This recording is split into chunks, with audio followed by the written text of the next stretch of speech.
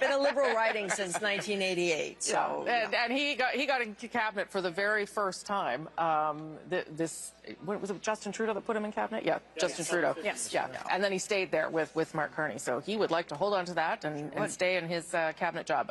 Ian, you have some results. Yeah, we have 2 results in Manitoba so far, Winnipeg West, and at this point, it's really early. I show you this, though, not so much because of the count, but that this is a riding that both the Conservatives and the Liberals feel really good about. And it is a rematch between Marty Morantz, the incumbent MP, and Doug Elson, who used to be the MP for this riding. So we're going to keep a close eye on this through the evening. The other result we're getting right now from Manitoba is riding Mountain. Huge lead for Dan Mazur. He is the incumbent MP there. He's won the last 2 elections with huge margins. So even though it's early there, this is probably an indication of how riding Mountain will go, Rosemary. Okay, thank you for that, Ian. Let's just take a look and take a pause for a moment in terms of where we are tonight as... There's not much. Massey started out in the lead, and now the block is up front. I think that's one we're going to watch tonight, certainly. I'm going to zoom in a little bit more on Quebec, if you just bear with me. Hello, Quebec. Central Quebec, sure, why not Central Quebec? Yes, Berthe Masquinonge. Right now, Berthe Masquinonge, just one poll reporting, if the Liberals win here, that would be a surprising take. Yves Perron, history teacher, the Bloc Québécois incumbent, is behind by 16 votes. But that's a bit of red on the map there. And we want to look, I think, as well at Les Pays d'Eau. And I'm sorry, Gilles Ducep's going to kill my French. Like Les Pays d'Eau. Tim Watchorn is a former mayor of Morin Heights, alpine ski instructor. This would be, it's a new riding, but you'd put it to begin with in the block column. So right now, that's a good get early on for the Liberals there. And just, I guess, for this one, we'll want to take a look at Chicoutimi-Le-Fjord. This would be a surprise if this holds up. Richard Martel, the coach, he coached the Chicoutimi Junior A team, and very popular. He holds that riding for the Conservatives. But right now, he's in third, and the block perhaps looking for a steal there in Chicoutimi-Le-Fjord. That's something else. And Lac Saint-Jean, let's take a look at that one. There we go. Somebody who is the son of our panel is doing very well. Alexis Brunel-Duceppe is expected to win Lac Saint-Jean. He is ahead right now. And something of note, he's been doing a lot of work as a parliamentarian on human rights and doing so well on that he was endorsed by none other than Erwin Kotler, the former Liberal Justice Minister, is giving Al Duceppe a thumbs up tonight there. So that's a little bit of taste early on in Quebec. Some things up in the air, some things sort of trending the way they ought to. 40, 29, 12 for the bloc. And we have our first 2 new Democrats on the board, including, let's find those, because that may be, yes, in Northern Ontario, Kenora Kiwetanung, Eric Malillo is the incumbent. 2 Indigenous candidates, Charles Fox and Tanya Cameron, and we'll see how that turns out there. So 2 new Democrats finally on the board. Back to you guys. Okay, I know you just can't stop, David. You just want to keep going across the country. Hey? We got all these 5 provinces. I know, it's all happening. I need to keep going. It's all happening. We're only waiting now for polls to close in BC and Yukon, so you will see those numbers tick up very quickly. Right now, the Liberals leading or elected in 41, the Conservatives leading or elected in 30, the BQ 12, 31.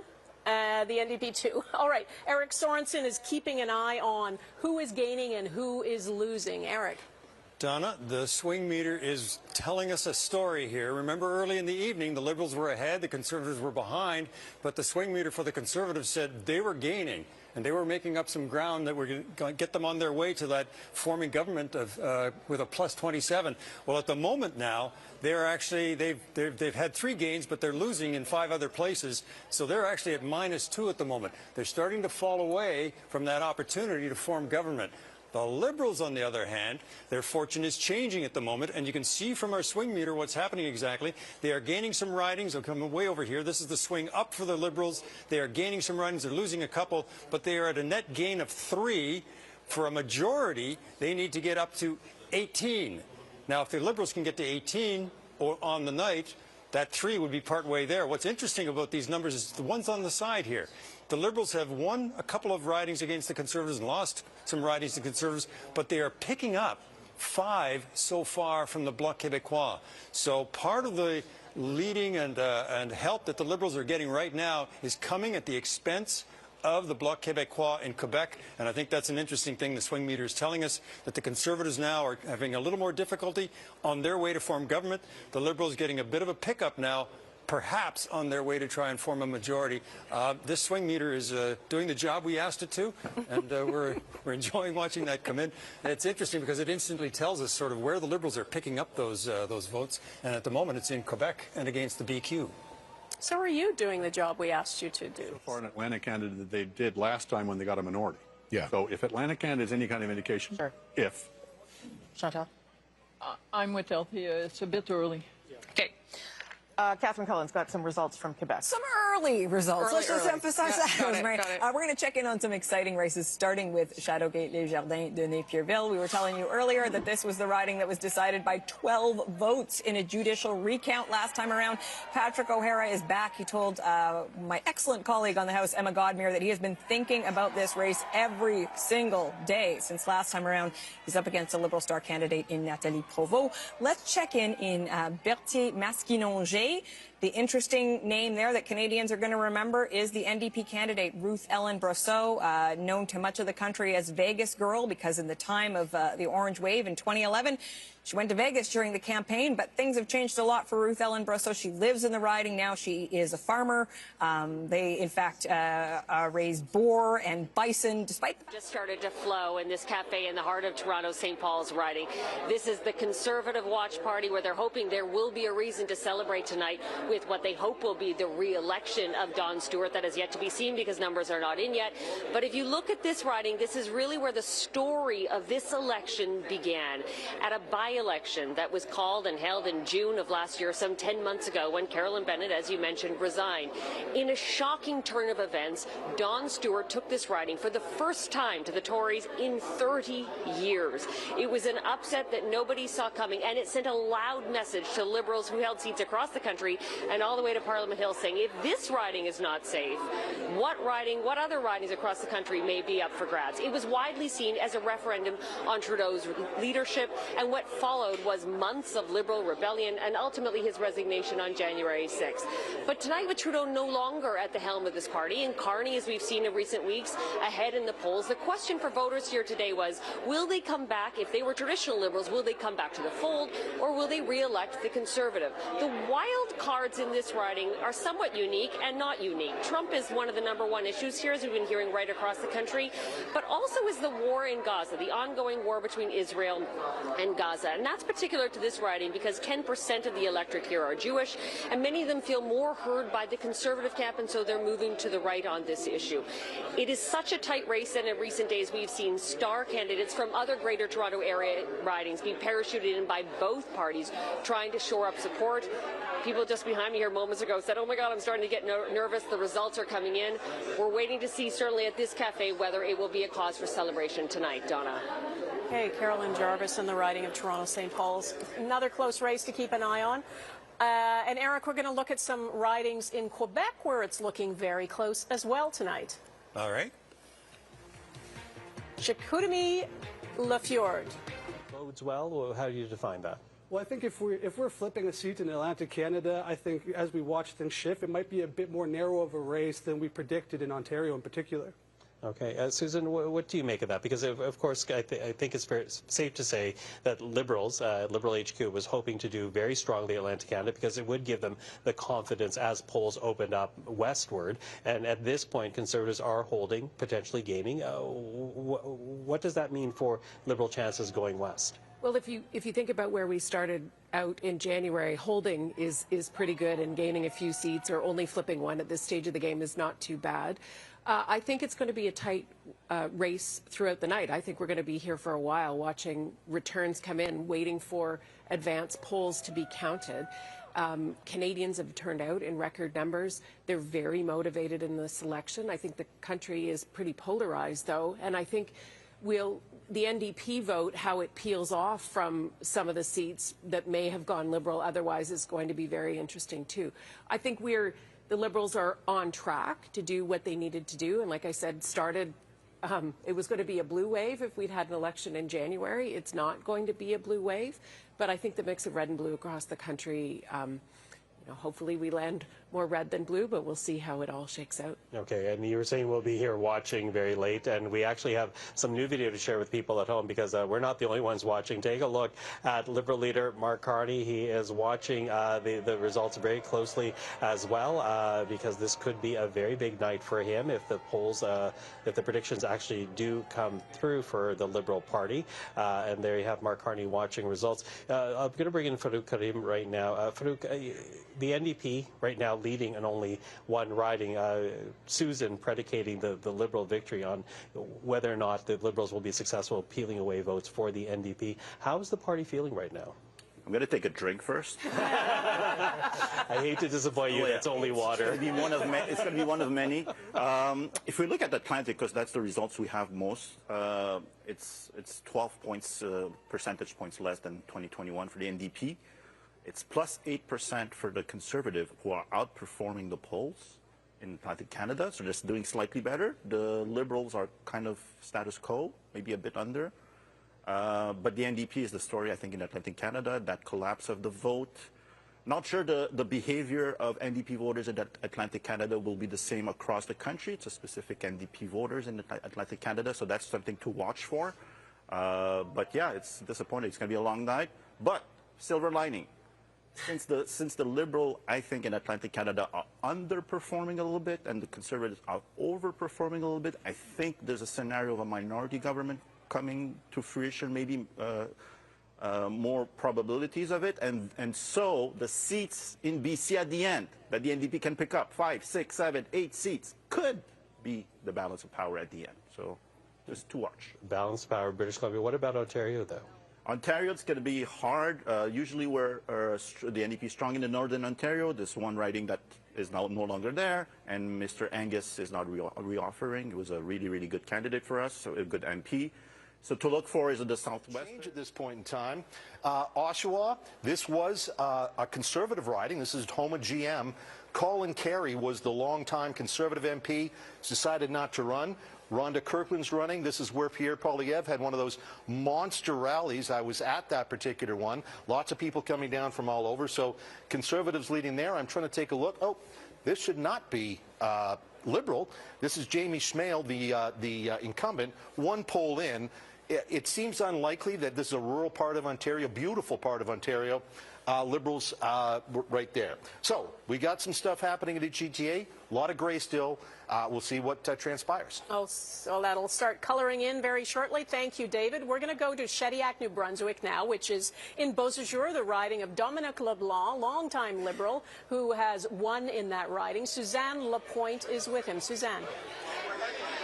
Hi, I'm here with Dominic, who was just elected again as MP for Beausejour. The Bloc's got to be worried at this point. All the candidates in this riding, they're not really well known. So what that means is this riding, it's about the parties and the party leaders. It's a real three-way race. Going into it tonight, it was too close to call. Right now, the incumbent Bloc is running third after the Liberals and the Conservatives. It is early yet, but that's not a good sign because this riding is thought to be a very good indicator of what might happen here in Quebec. We'll take a look at the other riding in the Gaspé. We've been talking about that for a while because the results here came in about 30 minutes earlier because it's in an earlier time zone. It's really, really tight. It's been going back and forth between the Bloc and the Liberals. The Bloc has put in a fairly well-known media personality here, Alexis Deschênes, but as we say, it's still really, really close. They're still going back and forth, but overall, especially what's happening in Trois-Rivières and also what's happening in Gaspé, the Bloc cannot be very happy tonight so far. Let's see what's going on in Ottawa now. Patricia? All right, Ms. Timmy, we want to come back to the Carlton riding, which is such an interesting one in so many ways. Pierre Poilievre has held on to it since 2004, but he has never seen this kind of competition, at least in terms of numbers. 91 candidates in that Carlton riding where the ballot is nearly a meter long. I don't have the actual ballot here, but I printed out the names. It's 3 pages worth, and we don't have any results, as you can see, yet. It's all very interesting because not only do we have that long ballot with all the names on there, part of a protest from a group called the Longest Ballot Committee. They're protesting the current first-past-the-post electoral system, so could be some delays because of all those names. But it also had, Carlton did, the highest voter turnout in advance polls anywhere in the country. So there's a lot of ballots to count. To mitigate delays, Elections Canada said they were going to begin counting those ballots cast in the advance polls 6 hours before polls close. Extra teams being brought in, but as you can see, we do not have any numbers out of that key Carlton riding where Pierre Poilievre's running just yet. We want to go back over to Toronto in the Greater Toronto Area, and Michelle now. Thanks, Patricia. Well, the polls have closed here in Toronto and the GTA, and we're starting to get some of the numbers rolling in here in this vote-rich part of the country. I want to draw your attention to Ajax. This is a riding we've been watching. This was Mark Holland's riding, not running for re-election. Jennifer McKelvey running for the Liberals in this riding. She's well known. She was a councillor. She was interim mayor of Toronto for a while. She's hoping to keep the seat red. Greg Brady is a well-known Canadian radio host. He has a show, Toronto Today. So far, Jennifer McKelvey is leading, but we only got one of the polls reporting. This is certainly one that could be a battle, and we'll be watching. And then Markham Stouffville, interesting so far. This is incumbent Helena Jasek's riding. Right now, we have the Conservative candidate, a police officer, who seems to be leading. But again, it's early days. But it is nice to see some results starting to come in, and I think shortly we'll be getting a better sense of if there are winds of change blowing through this part of the country or if people are deciding to stay the course. We'll send it over to Calgary. Tara Nelson. Thanks very much, Michelle. I'm just looking at the ticker there. We have one NDP seat on the board so far. There should be a few more coming in as we work our way across the prairies and the results start coming in. There's one I want to draw your attention to in Edmonton, and that is Edmonton-Griesbach. So Blake Desjardins won this in 2021. It was a very close race, one for the NDP, with just a 4% margin, 1,500 votes over the incumbent Kerry Diot, the Conservative incumbent there. He was a 2-term MP. He was also a former city councillor. This was a very big upset in 2021. Diot wants it back. He's running again. This could be a very tight race. I am seeing pollsters talk about a group of voters called modest metros, and these are young voters in urban areas, and their biggest concern is their financial future and their financial security. There are a lot of them in Griesbach. So if Desjardins has been able to target those voters and talk to them about what the NDP is going to do to help secure their financial future, he might be able to harness some of that young vote tonight, and that could be what pushes him over the edge. We'll keep an eye on it, but it's going to be a close race. Let's go to Mijong in Vancouver. Thank you, Tara. 3 more minutes till polls close here in BC. BC may be the last to vote, definitely not the least. There are 43 ridings up for grabs, many too close to call.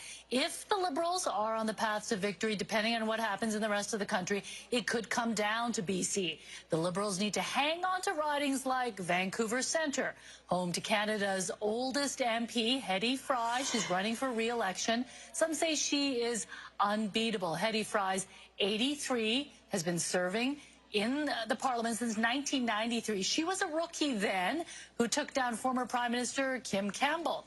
Liberals are also banking on retaining North Vancouver Capilano, which is held by Cabinet Minister Jonathan Wilkinson. And he won handily last time around. We're also watching Burnaby North Seymour, held by Terry Beach. He's been the MP there since... There are some phenomenal new candidates as well. You just saw Billy Moore on the screen. I've worked very closely with him as Premier. He was chief of the Enoch Cree First Nation, and really a significant leader in economic development for First Nations in Western Canada. He, together with Ellis Ross, a former chief councillor of the Haisla First Nation out in the BC West Coast Kitimat, if those two are elected, you will see two very strong voices for reconciliation, for First Nations to not just exercise the right to say no in consultation, but to say yes to responsible resource development. So one of the interesting aspects of this campaign has been energy has not been a dominant, but a significant issue, perhaps for the first time ever.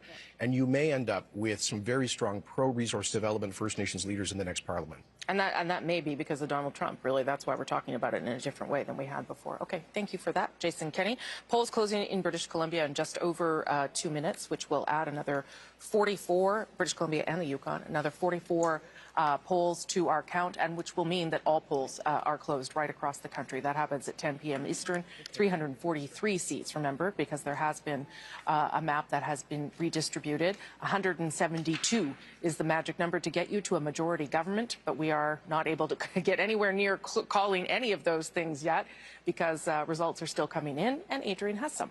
Boy, you're not kidding about them coming in fast, Rosie. I told you.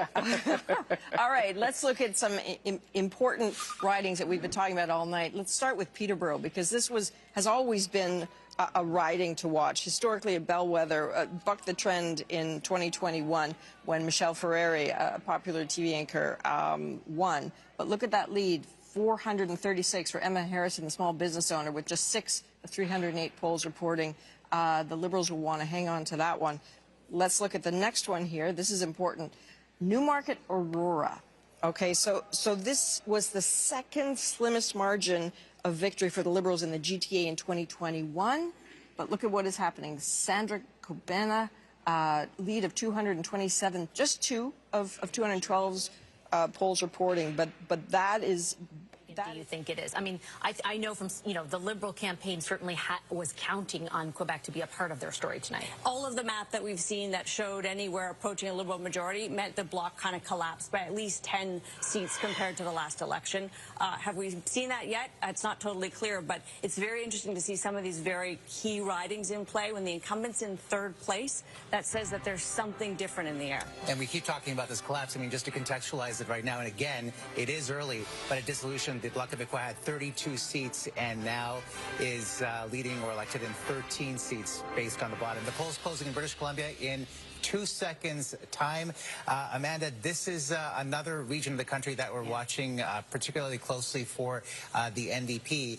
But when you look at British Columbia, too, it's not as exposed to the U.S.-Canada situation as other parts of the country are. But still, when it comes to softwood lumber and those sectors, that's big in that part. In some ways, of course, BC has been suffering from tariffs much longer. Yeah, that's right. The lumber tariffs, but now we have tariffs on top of tariffs. It's a super sensitive issue. But it does, of course, stand a little bit apart from the Western sentiment, which has been a little bit divided over how to manage tariffs. You might get more of that national fervor out of BC here. So it will be, I think you've nailed it. The question will be whether you see the weakness in the NDP flowing to the Liberals. Not much hope for the Conservatives there. Polls are now closed across the country. This is a big moment. We will start to see more results come in, more definitive of a look at who will form government, who will become prime minister. This is a very early indication at this juncture. You're looking at some potential seat changes. I'm using the word potential very deliberately because they're based on preliminary results, but we've got the Liberals picking up 14 seats potentially, and the Conservatives remaining stagnant. The Bloc Québécois at a deficit of 10 seats at this juncture. Again, Omar, that is something that we've got our eyes very closely peeled at because that difference there is largely based in the results in Quebec at this point. Yeah, which has been a fascinating storyline to observe. The magic number, of course, that Heather's been telling us about is 172. That is the number that's needed for a majority government. So we should, over the next little while, get a sense of who will be leading this country and then whether it is a majority or a minority. Let's get straight to Heather. Between the Conservative and the Liberal incumbent. And I keep looking up at the polls reporting, and in this case, we're that's we're about 3/4 of the way through, so Sean Fraser is biting his nails at this point. All right. David Aiken is looking at... we've got some numbers coming in Alberta already. Yeah, so let's remember we could keep going out west. I mean, there's a lot of action in Quebec, a lot of action in Ontario, but I wanted to tell people what's going on way out west. Right now, if you're looking at that, you see a little dot of orange. Not a little dot, a big dot of orange. It's the riding south of Edmonton, Leduc, Wetaskiwin. There's only 3 polls in. The incumbent is Mike Lake. He's been there since 2004-06. He's been there for a while. This riding, I think the Conservatives would be favored, but right now we put it in the NDP column with Catherine Swampy having a 41-vote lead over the Liberals and just 12 votes, but again, just 3 in. That may change blue. Maybe it doesn't. Maybe it's very strange. I don't know if the NDP would win there. But take a look at this one. Edmonton Southeast, this is Amarjeet Sohi trying for a comeback to the House of Commons. Sohi was elected in 2015, was in Justin Trudeau's cabinet, then lost, then became the mayor of Edmonton, and now he is in second place right now, but just one poll in Edmonton Southeast. But that is definitely a riding that the Liberals are confident they will win, and that plus Edmonton Centre might give them 2 in there. In Calgary right now, we don't have a lot reporting. We got that one right there, Nose Hill, the very popular Michelle Rempel-Garner. Popular in Conservative circles, only Pierre Poilievre is better at raising money than Michelle Rempel-Garner, who right now, with 22 polls in already in Calgary, isn't that something? They're very efficient in Nose Hill, but they don't have any other polls except down in Calgary. Midnapore, Stephanie Kuzy, this is a very conservative part of Calgary. She's leading there. Let's just quickly check in on Winnipeg, Manitoba. There we go. In Winnipeg, we have a potential pickup. The Liberals are definitely targeting the New Democrats in Winnipeg Centre. We only have one poll reporting, and right now it's a 15-vote lead for the Liberal over the incumbent Leah Gazan. So that's just a quick little snapshot very early of Western Canada. There's Nikki Ashton. That had put 2 on the board. She's held off all challengers over the years. The Liberals, again, are very interested in taking this riding, but right now, Nikki Ashton well ahead. So I'll throw it back to you guys before I get carried away. Okay. That'll never happen, David. No. All right, thanks so much. We're going to take a quick peek at Mark Carney's riding. He is running in Nepean in the Ottawa region, and he, at this point, it's only one poll reporting, but he has a very comfortable lead there. So we'll see how that shapes up. No, absolutely. The NDP vote, a lot of it, I've been talking to a lot of supporters. A lot of them actually have been coming over to the Liberals, very concerned again about what's taking place with President Trump, making sure that we have a strong showing. The ridings to kind of look out. Gain a few more seats there. Okay, listen, Farooq, I'm going to get you to weigh in a second, but right now I want to bring up a results board. This is in Quebec, the riding of Saint-Maurice-Champlain, we can now declare that François-Philippe Champagne has won his riding, only 15 of 296 polls reporting, but again, he has won that riding. The industry minister in the Trudeau government, the finance minister in the brief first Mark Carney government, but he is now declared in the riding of Saint-Maurice-Champlain. Farooq, so that is the Quebec situation, at least one riding in Quebec, but let's talk about British. He will play a big role, François-Philippe Champagne in Carney government, so as a key player in Quebec, so it's not a surprising one. This is the Jean Chrétien's old riding, right? So it's so that's not a surprise. On BC, on British Columbia, New Democrat hopes. Well, half the caucus is from BC. This is, I mean, there's no more Canada past BC. It's the Pacific Ocean. So that's the ball game for the NDP, where they can pick up seats, where they can maintain seats. As other provinces, BC's many elections in one. So an election. Communities, and you certainly are seeing the NDP vote really collapse there. Okay. But then on the north part of the island, you're seeing a lot of orange-blue fights for sure, because working class voters, mill towns, old mining towns, those kinds of places where those working class messages really have an impact. But the thing is, if the NDP votes collapse, those ridings are more likely to go conservative than just about anywhere else in the province, other than kind of northern British Columbia. So it's going to be Canada. I heard somebody say earlier, BC is like a microcosm of the whole country. I think it was Scott Reed, and I think that's going to turn out to be true tonight. I'm going to keep going. I can hear this music. I don't know if it's like the Oscars, where they're going to sing us off or not, but we're going to keep going. Let's talk about that. Let's talk about the collapse of the NDP vote. What happened there, and what were the factors? Is this south of the border? Is this the? Anne-Marie, I just have to interrupt you because our decision desk is just coming up with some data. We are about to reach a pivotal moment in this unprecedented campaign. We are about to make a call. Stand by for major declaration from the CTV News decision desk. This will be your next government. We are getting the results momentarily. Seconds from now, it's a time we've all been waiting for. And there you have it. CTV News decision desk declaring a Liberal win. We know that the Liberals will be forming the next government of Canada. The big question right now, Vashi, is will it be a majority or a minority? And this is a live shot you're looking at. I believe it's at the Liberal Party headquarters in Ottawa. I'm assuming there will be some kind of They don't celebration. know it yet. They don't know it yet, but they will soon. Advance polls and at a rate we haven't seen. Well, and really good point, because a lot of folks at home may not realize that the advanced polls are coming in first because they're already there. Lisa, the numbers were looking pretty good for the Conservatives. They're looking not as great now, but it's not terrible, and we're still very early. Do you draw any early conclusions from what we're seeing with these numbers that are now starting to register quite quickly? I guess what I was saying before we came on air, it's so much information coming in at once. It's hard to divine what the heck's going on. Got 118 ridings to report yet. That's a lot. So you can't really draw much from it, but it's nice to see some of my friends get reelected, I'll say that. and we have Gilles Duceppe on the panel, whose son is doing very well right now. Well, it's not officially elected, so we have to wait till it's official. That's right.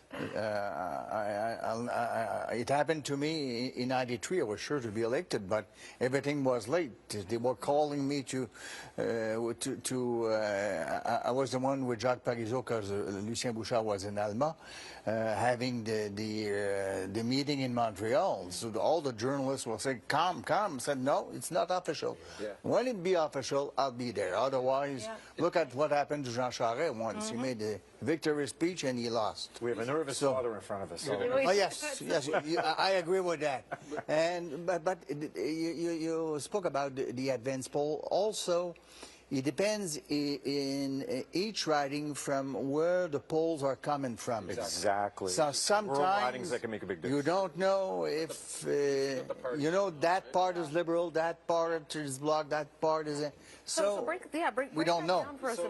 So at a local campaign level, if you've got a good campaign, you'll see the polls coming in, and you'll know what each of those polls mean for your campaign. Wow. Right? So you're sitting there, and you've got, like, sometimes something will flash on the screen, and we'll say, holy cow, how's that person winning, or how are they losing?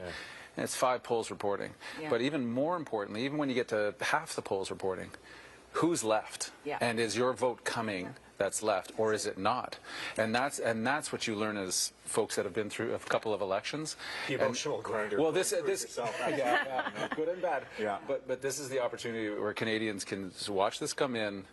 Don't draw any conclusions yet. This is going to go, and then we'll see those iterations. And we'll start to hear from the parties saying those seat numbers are not going to hold, or this is looking like it's going away. Atlantic Canada must be settled, though, by now. I don't know. We're seeing some still come in with 30–40% still remaining outstanding. David Aiken will know. Very close. Yeah. That's right. Fraser it's Sean Fraser. It's less than 1%. And I know a huge element of this is get out the vote and getting the voters out who you know are going to vote for you. I just want to do kind of a quick round robin of what you've heard from your parties about how that get out the vote effort might have gone, how much effort was put into it, starting with you, Seamus. Well, I think, we're known for it. We got very good at it. We're leading into 2015. We have relied on our GOTV, and this will be, it is well organized on the ground. It is all about making sure you identify your vote. I didn't have a full appreciation for it as a journalist until I got into politics in 2014, 2015. It is about identifying that vote, going around, knocking on doors, figuring out who's a Liberal, who will vote as a Liberal, and then making sure they vote. And it's a big day. So my call around today was, what are the numbers like in what Seamus just talked about? Okay, and that's what's important. We have to wrap right now, but we will get your take on it. I promise, Jill. At least when we come back, we're all looking forward to the end of those many text messages about whether you're going to vote for someone, I think. All right, panel. Mercedes, thanks so much. And we do have some breaking news now. Global News is ready to make a call.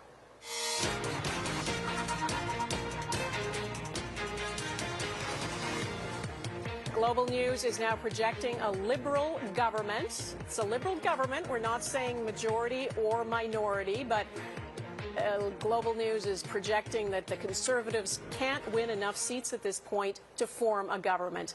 Yeah. So we'll have, Eric, did you have thoughts on that? Well, what they're saying is they can't catch up to where the Liberals are. At the moment, the Liberals are ahead by, it looks like, 39. That's not a huge one there. Shefford, though, this is more votes have been counted. They have a lead of just around 900 votes over Andréane Larouche of the Bloc. So this would be a pickup from the Bloc. And we actually see a number of these kinds of ridings across the province.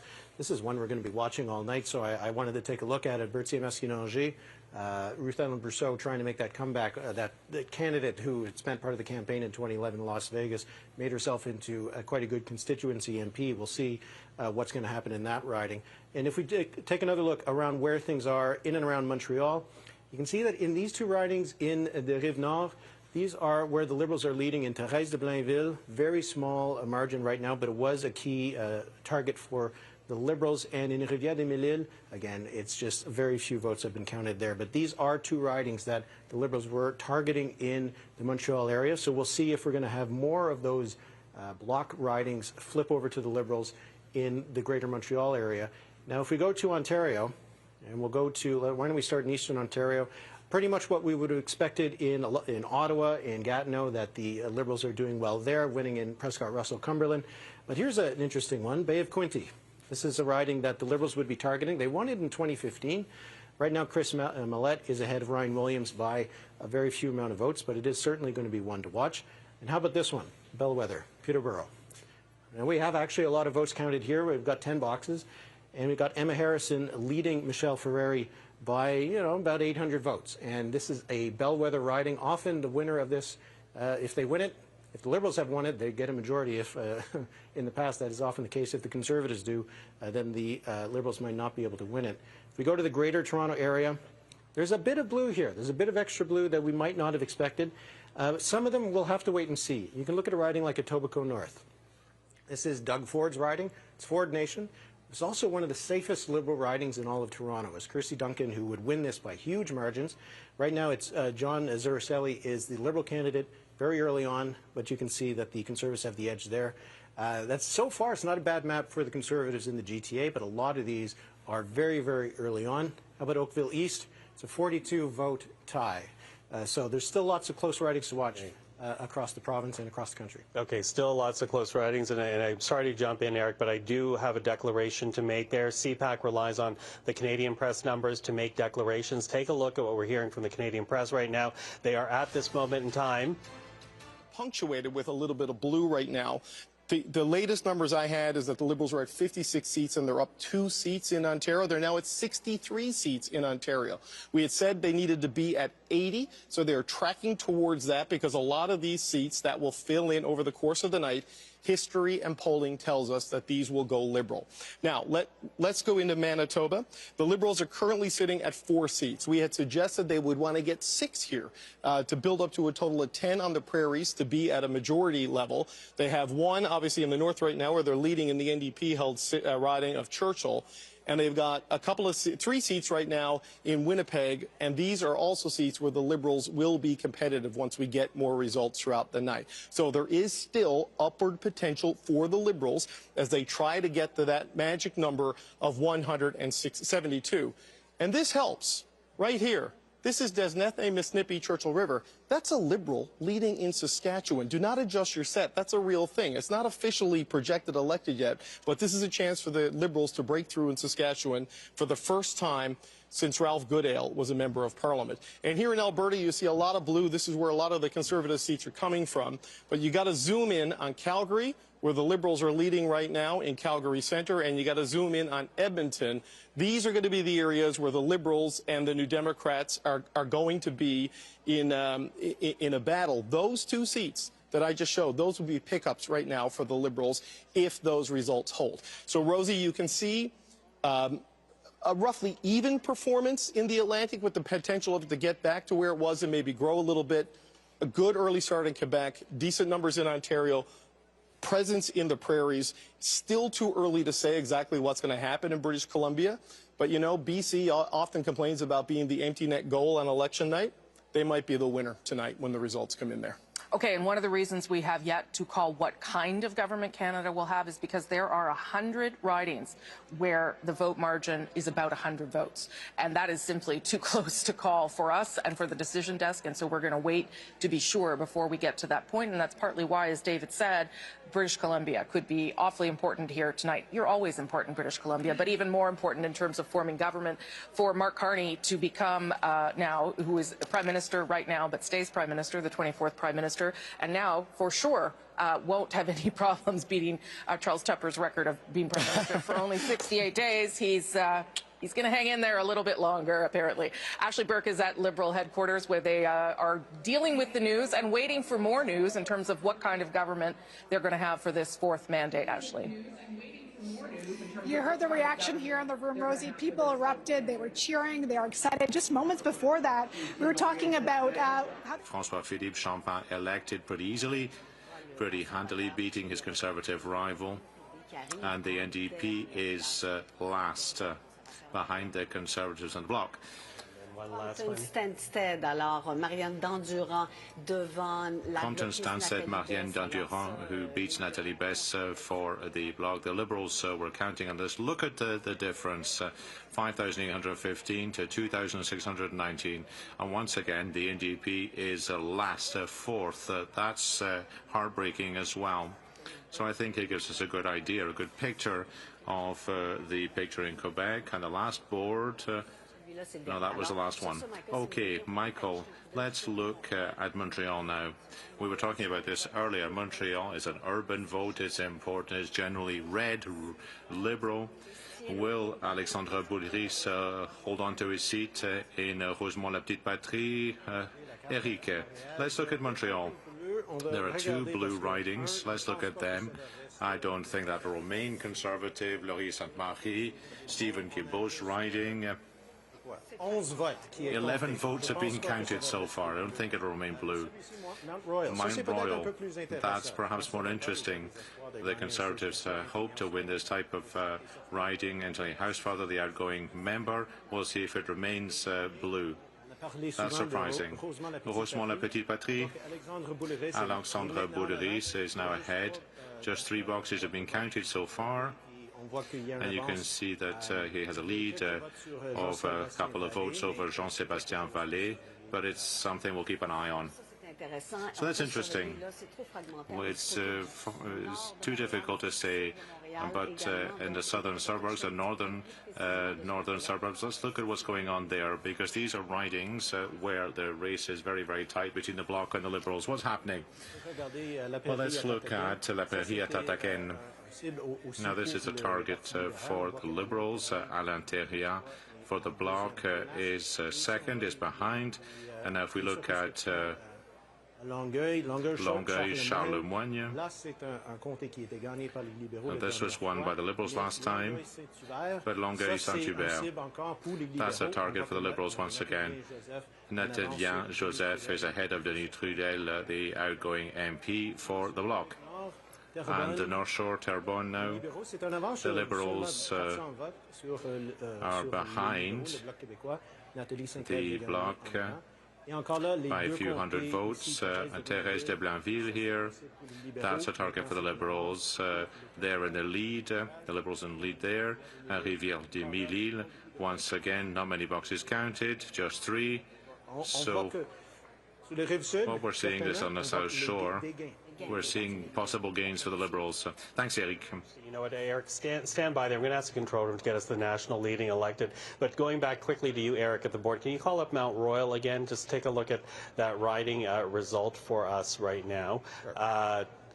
If we can go into Mount Royal, just the interesting story, the fact that Irwin Cotler, the former Justice Minister for the Liberals, is in support of Anthony Housefather, but at the same time his wife was supporting the Conservative candidate, which I interviewed Mr. Cotler about, and it was one of those, Lucy, you have explaining to do. So a bit of the split there. But Eric, thank you for that. Let's bring in the national leading and elected board right now for how things are breaking down across the country.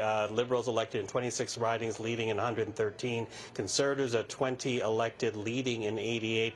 Cole, I'm going to bring you in at this point as the declaration has been made of a Liberal government. Where does this leave the Conservative campaign? Where are they looking to essentially hold off a Liberal majority at this point? So we'll see how the results play out in the prairies and in Western Canada in particular. I'll be looking to see if there are Liberal gains in Edmonton, Calgary, Winnipeg. If it's a blue shutout there, then maybe they can sort of boost up their own numbers and tamp down any Liberal gains across the prairies.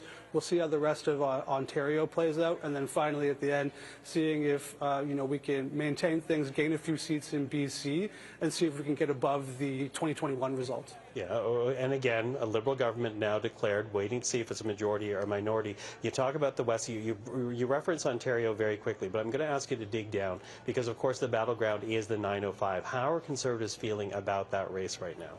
Yeah, I think there's a few things that shifted throughout the election. Obviously, Pierre spent a lot of time in the GTA, Brampton, Mississauga, a lot of smaller towns, a lot of efforts put toward the rallies in particular to try to switch things and shift things over. But the problem with Ontario, even if the gap narrowed significantly throughout the process of the election, the Liberals still maintained, a 5 to 9, 10-point lead throughout the election that might have been too hard to close the gap on. So we'll see what we end up with at the end of the night.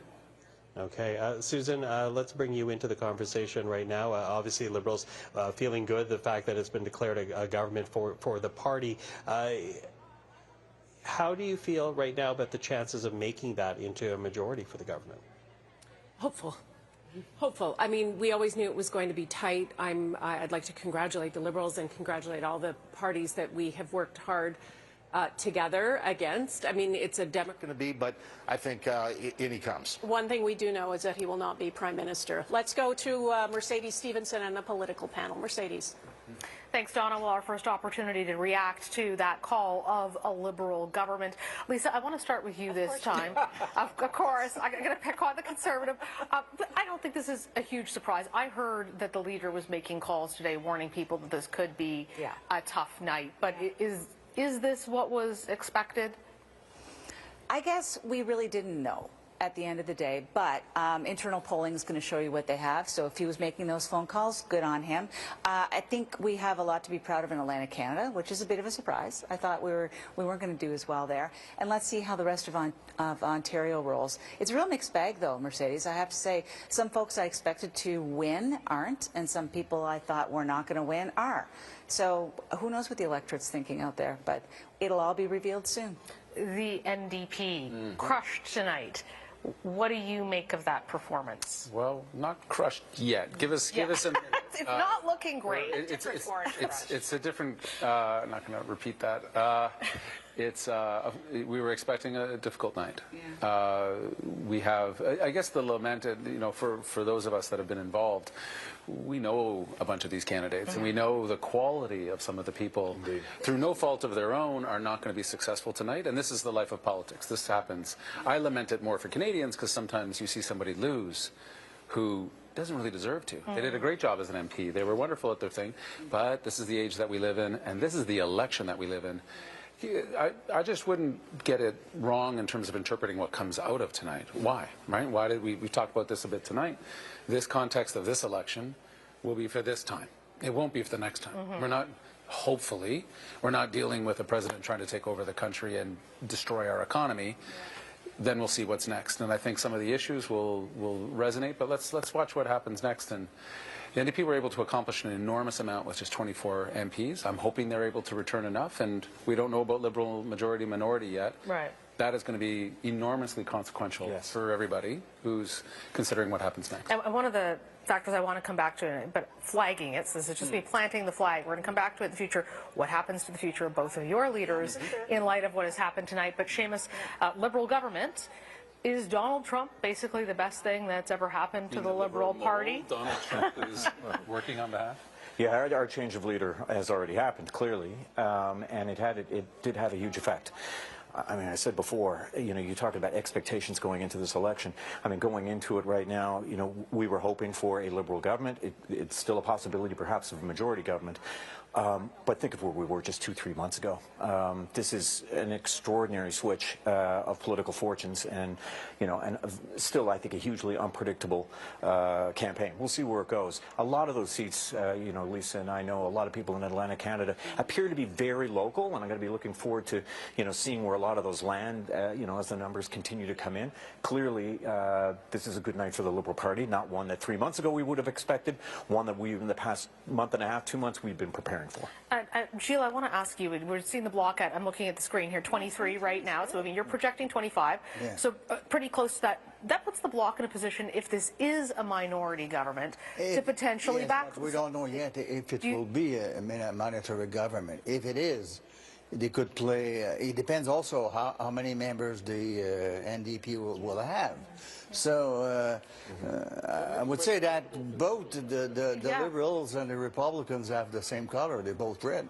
So should I take that as the bloc may not be backing up? More seriously, I think there's 2 important dates to come with the coming negotiations. The election in a year and a half in the States, all the Congress, and 1/3 of the Senate, and 1/3 of the governors. That'd be important. And the election in Quebec also within a year and a half or 2, in 22. That'd be important also. And in politics, things change a lot. I do remember in 1993, Jean Charest used to say half of his caucus was composed of women. Yeah. They were too. It was our best showing. That's it. And look what happened after. The Liberals were 30 in 2011. We were 4. Quite a difference today. Seamus is describing it well. The need to be humble. And I say this with all seriousness of what comes next for the Liberals. They just went through a near-death experience. They, as you say, 3 months ago, it was hard to imagine this kind of scenario. 2 things changed. Mr. Trudeau leaves. Mr. Trump comes in. Whoop, we have a different context. But one of the things that hurt, I believe, the last Liberal government was any notions of entitlement or smugness or not listening, and in particular, as we watch the results come in from Western Canada, I deeply sincerely say listening to Western Canada in meaningful ways, talking about the things that we've always talked about, are going to be really important for this government, minority or majority, maybe even more important if majority. Absolutely. Well, we're going to get into, we'll find out, minority, majority. We'll change things radically either way. The reaction of all the provinces after those negotiations. Yes. And those negotiations of BC, Western Canada, Ontario, Quebec, and the Maritimes.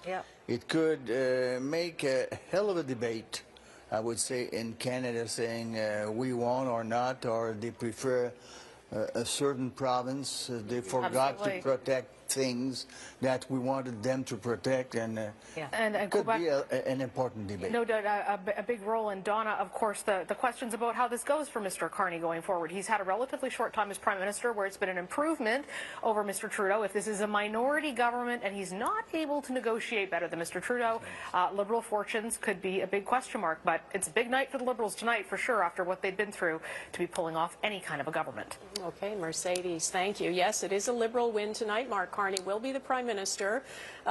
This is the first time he'll be elected to public office. He looks like he's handily winning his seat in Ottawa. Eric, let's take a look at the popular vote. Well, the Liberals are up by about 8 points at the moment. You would expect to see that. I think as these numbers add up on the screen below, is that me? Yeah, it's you. I'll turn that off. We each had one of those tonight, right? You had 2, though. No, but that one didn't happen on air. That doesn't count. Sorry. The Liberals over the Conservatives where they are right now. Let's have a look at someone who is having a difficult night, but at least his own riding is secure. That's Yves-François Blanchet in the riding of Belleuil-Chambly. He has won handily in that riding, but he is probably not enjoying the evening so far, given where things are tracking for the Bloc. Remember, at last vote, the Bloc Québécois had 35 seats, and right now they're tracking towards 23. We'll continue to watch some of those numbers because, as we've told you, the vote is changing. It is close still in many, many ridings across the country. and that is why we are waiting to tell you whether you have a minority or majority government. Rafi Bouchikanian, I can see you there. Yves-François Blanchet has been elected. We have Decision Desk has projected him elected, but not a strong evening so far for the Bloc Québécois. What are you hearing? It is not, and you'll forgive me, I was just turning around. Really losing. Loss, yes, really losing in that riding of votes in Quebec. Let's get to Sandy Ronaldo, who's been really gauging the sentiment of the people. Sandy, over to you. Oh, Omar, let me tell you, my guests have been itching to have an opportunity to say what's on their mind, but the word that keeps coming up again and again is polarization. So talk to me, John. Well, I mean, our shows and shows across the country tomorrow are going to be where people start to vent, I think, and maybe where Liberals want to brag. I mean, the problem with the two political parties and their followers and voters, those who are entrenched, is both of the parties think the other one is an existential threat when in government. So Conservatives are going to be very angry, and also angry about the fact that, I mean, they had the Liberals on the ropes, and they've already put up with 10 years of the Liberals, so it's going to drive them crazy. And one last aspect in all of this is, as you know, Bill, probably from your texts and calls on my show, a cohort of Liberals these days, or a cohort of Conservatives, like to own the libs, and tonight they've been denied the chance to do so. I know that you're eager to say something, Bill. Don't hold back. Well, you just look at those numbers, and what you see is Canada becoming a two-party country. But haven't we always been that way? Well, no, I don't think time. to the degree we're seeing right now with the NDP collapsing like that. So, yeah, people are going to be divided. Conservatives, we're already hearing from our listeners, I'm sure you are as well, sort of that core group that tries to reach out to you right away.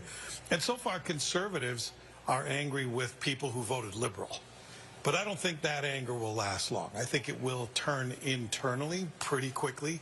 And they're going to say, what happened here? How did we have this in our grasp, change that we've wanted for so long, and it's now gone? And they're going to start to ask questions of their party. The only way that doesn't become really ugly is if the Conservatives can keep the Liberals to a minority. Then I think you'll see they'll calm down, they'll accept that as reality and say, we live to fight another day. We can't have our country divided right now, though. We need to be focused on the real enemy to our country right now is in Washington. That's the real threat. We need to work together to fight that threat. And so those numbers don't show that so far. But how do you begin to heal, right? Given the fact that we've got such a fractured nation in terms of just look at those numbers again. You know, if it ends up being, we're waiting to see whether minority or majority, but how do you, as the new leader of this country, reach out to those people who didn't vote for you? I don't think you can. No. I think our country's becoming more like the United States. We hear it every day on our shows that people who are conservative are really conservative. There's that wing of the party where people, they bought into Donald Trump. They like him, and they believe that elections can be fixed and that pollsters lie to you and that the media is lying to you all of the time. That exists in our country, and I think it's only going to grow as a result of this. Yeah. Unless the Liberals get a strong majority. Point in the evening like they're going to get better than that. Okay, some other good news for the Liberals at this hour. Let me show you who has just been elected as a member of Parliament for the very first time, and that is Mark Carney, Canada's Prime Minister. This is his first time. We don't know if it's going to be a minority government or a majority government. There's a lot of questions still in the air. We're right sort of where Mr. Blanchet sort of seemed to prepare us to be, and he kept on saying it was important to have the balance of power in a minority government. That's what you're hoping for at this point? Exactly, exactly. The position at Bloc Québécois that we put forward during mostly the end of the campaign was, would we rather want to ask and hope for the fair share of the gains, or would we prefer to be able to demand and obtain? And this is the sense of this balance of power, what it would provide for the people of Quebec. Yeah. It's interesting. We kept on hearing anecdotally about people saying that they were long-time Bloc Québécois voters, but in this election, because of Donald Trump, they were maybe going another way, Liberal. I went out in Terrebonne last week and had no trouble finding people who said exactly that to me. I I'm wondering, what was it like to be out there on the hustings with Donald Trump?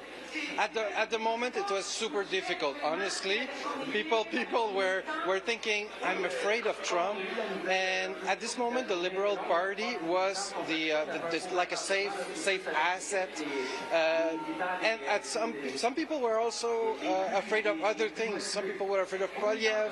Some people were afraid of healthcare, and it was difficult early in the campaign to sort of put ourselves into this window, but Yves-François Blanchet really kept his stance in this moment and really put forward this message that we have the advantage of focusing for the people of Quebec, for our values, for our industries.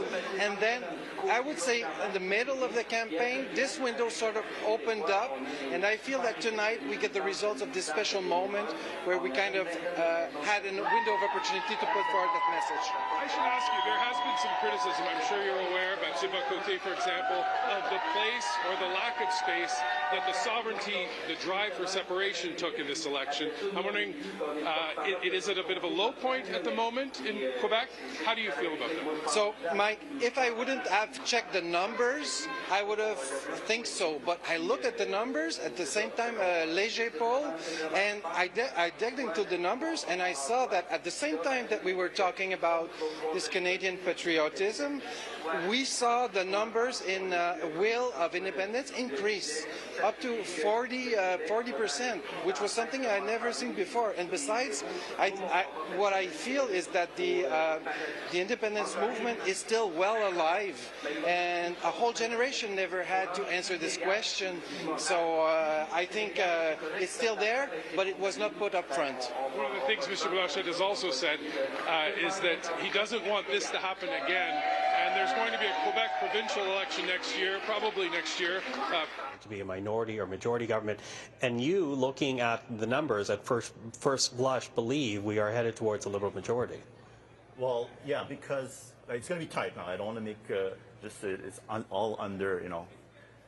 The way I projected this election, in order to get a minority government, the bloc needs to be at least above 30 seats, and the NDP needs to be around 10 to 12 at least, right? So to give a chance to a minority government. Right now, I'm not seeing that, but although Lower Mainland has not come in yet, so we'll see about that. For the bloc, I'm not sure if there's still some seats that haven't not reported yet, but if everything has reported, they're only leading in 21. That's lower than their number that they had starting at 32, I believe. And so under that number, it looks good for the Liberal to squeak out the majority. Yeah, squeak out the majority, and 172 is the magic number that we're watching for, whether or not it is a majority. Susan, how are you feeling at this moment in time looking at the numbers? Well, feeling better. A couple of interesting seats in Quebec. La Salle-et-Mort, that was the seat that was David Lamette's before. The Bloc won it in the by-election. The Liberals are leading in that one, so that could be very interesting if we take that back. And Abitibi, Mandy Galmasti, the former Grand Chief of the Cree, that was a Bloc riding before that, and before that it was Romeo Saganash's riding, an NDP riding, and so that's looking potentially like it could go Liberal, and that's an interesting one as well. So we'll have some interesting First Nations voices in the House of Commons if that particular seat holds. So feeling good about that. Again, continue to watch 905. I'm watching Bright Bits of Red. It's early reporting, but Stephen Fuhr in Kelowna was a Liberal seat in 2015. He lost subsequently, and there has been some riding redistribution. I was talking to some people in Kelowna this week. 5 and the NDP at 7. What does that add up to? 172. So we may be in a situation that one of the closest things we'll be watching tonight is, can the Liberals get to a majority? For the moment, they're at 10. As we said before, they need to pick up 18. Sorry, I went too far to show that. 18. They're picking up a lot of those from the Bloc Québécois, 13 so far. They've picked up 14 on the Conservatives, or are picking up 14, but they've also lost 18 of the Conservatives. So most of their pickups are coming at the expense of the Bloc Québécois. At the moment, you just saw the numbers change. They're at 13. They need to get to 18 pickups to get a majority. So they're looking like they might, Donna, be in the 160s, high 160s, mid 160s. The NDP probably has a chance to win a few more ridings. They, of course, let's not forget, they're sorely looking at that number 7 and hoping, can we find 5 more to get to official party status? But they, whether or not they get there, they may still end up with the balance of power. The Bloc Québécois clearly would have the balance of power. If there were a minority government, you could call that right now, the BQ will. But it doesn't mean the Liberals won't have the numbers close to 172, and the NDP could just put them up to that. Yeah, to form a government. It's still possible. Which is exactly what we had before. Yes, just a slightly different balance. Yeah. All right, let's go to Nahid Nenshi, leader of the NDP in Alberta, former mayor of Calgary. Thanks so much for taking time with us. Nice to talk to you again. Thanks so much, Donna. You know, the last election, I was on the panel with y'all. Oh, I know. So now I guess I'm 18% in 2021. It's down to 2.7%. And it seems to be going to both the Conservatives and the Liberals. The Liberals right now in the lead, the incumbent in second place.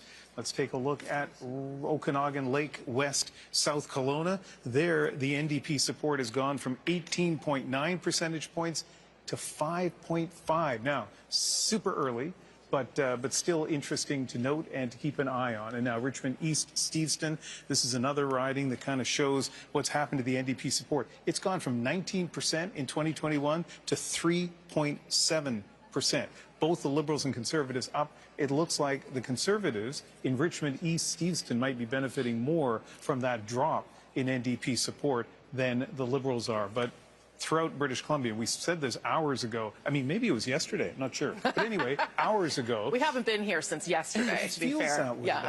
I know. Anyway, what would happen to NDP support? Would it drop? It seems to be doing that in British Columbia and in a province where the Liberals and Conservatives are so competitive in so many ridings. Who will benefit the most from that? Still very much in flux, but they both seem to be benefiting. Yeah, you're right.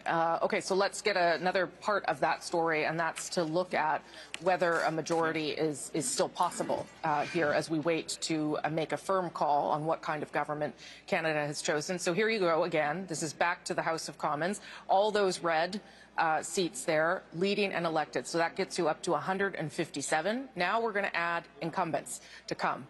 Those are the pink seats. That is 9. So they need to hold the 157 they have, gain 9, and they are still under 6, not quite reaching a majority so far with those numbers.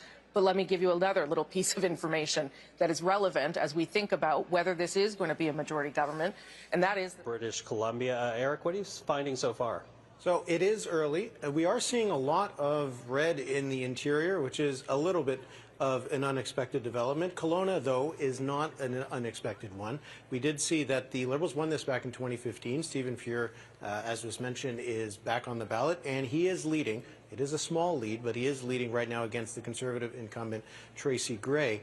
But next door, in Okanagan Lake, West South Kelowna, well, it's just a few ballots, so we don't need to pay too much attention to that. And in Similkameen, South Okanagan, West Kootenay, though, the Liberals are actually leading, and there's a lot of votes being counted. There's a 300-vote lead here for Gloria Morgan of the Liberals. This is quite unexpected.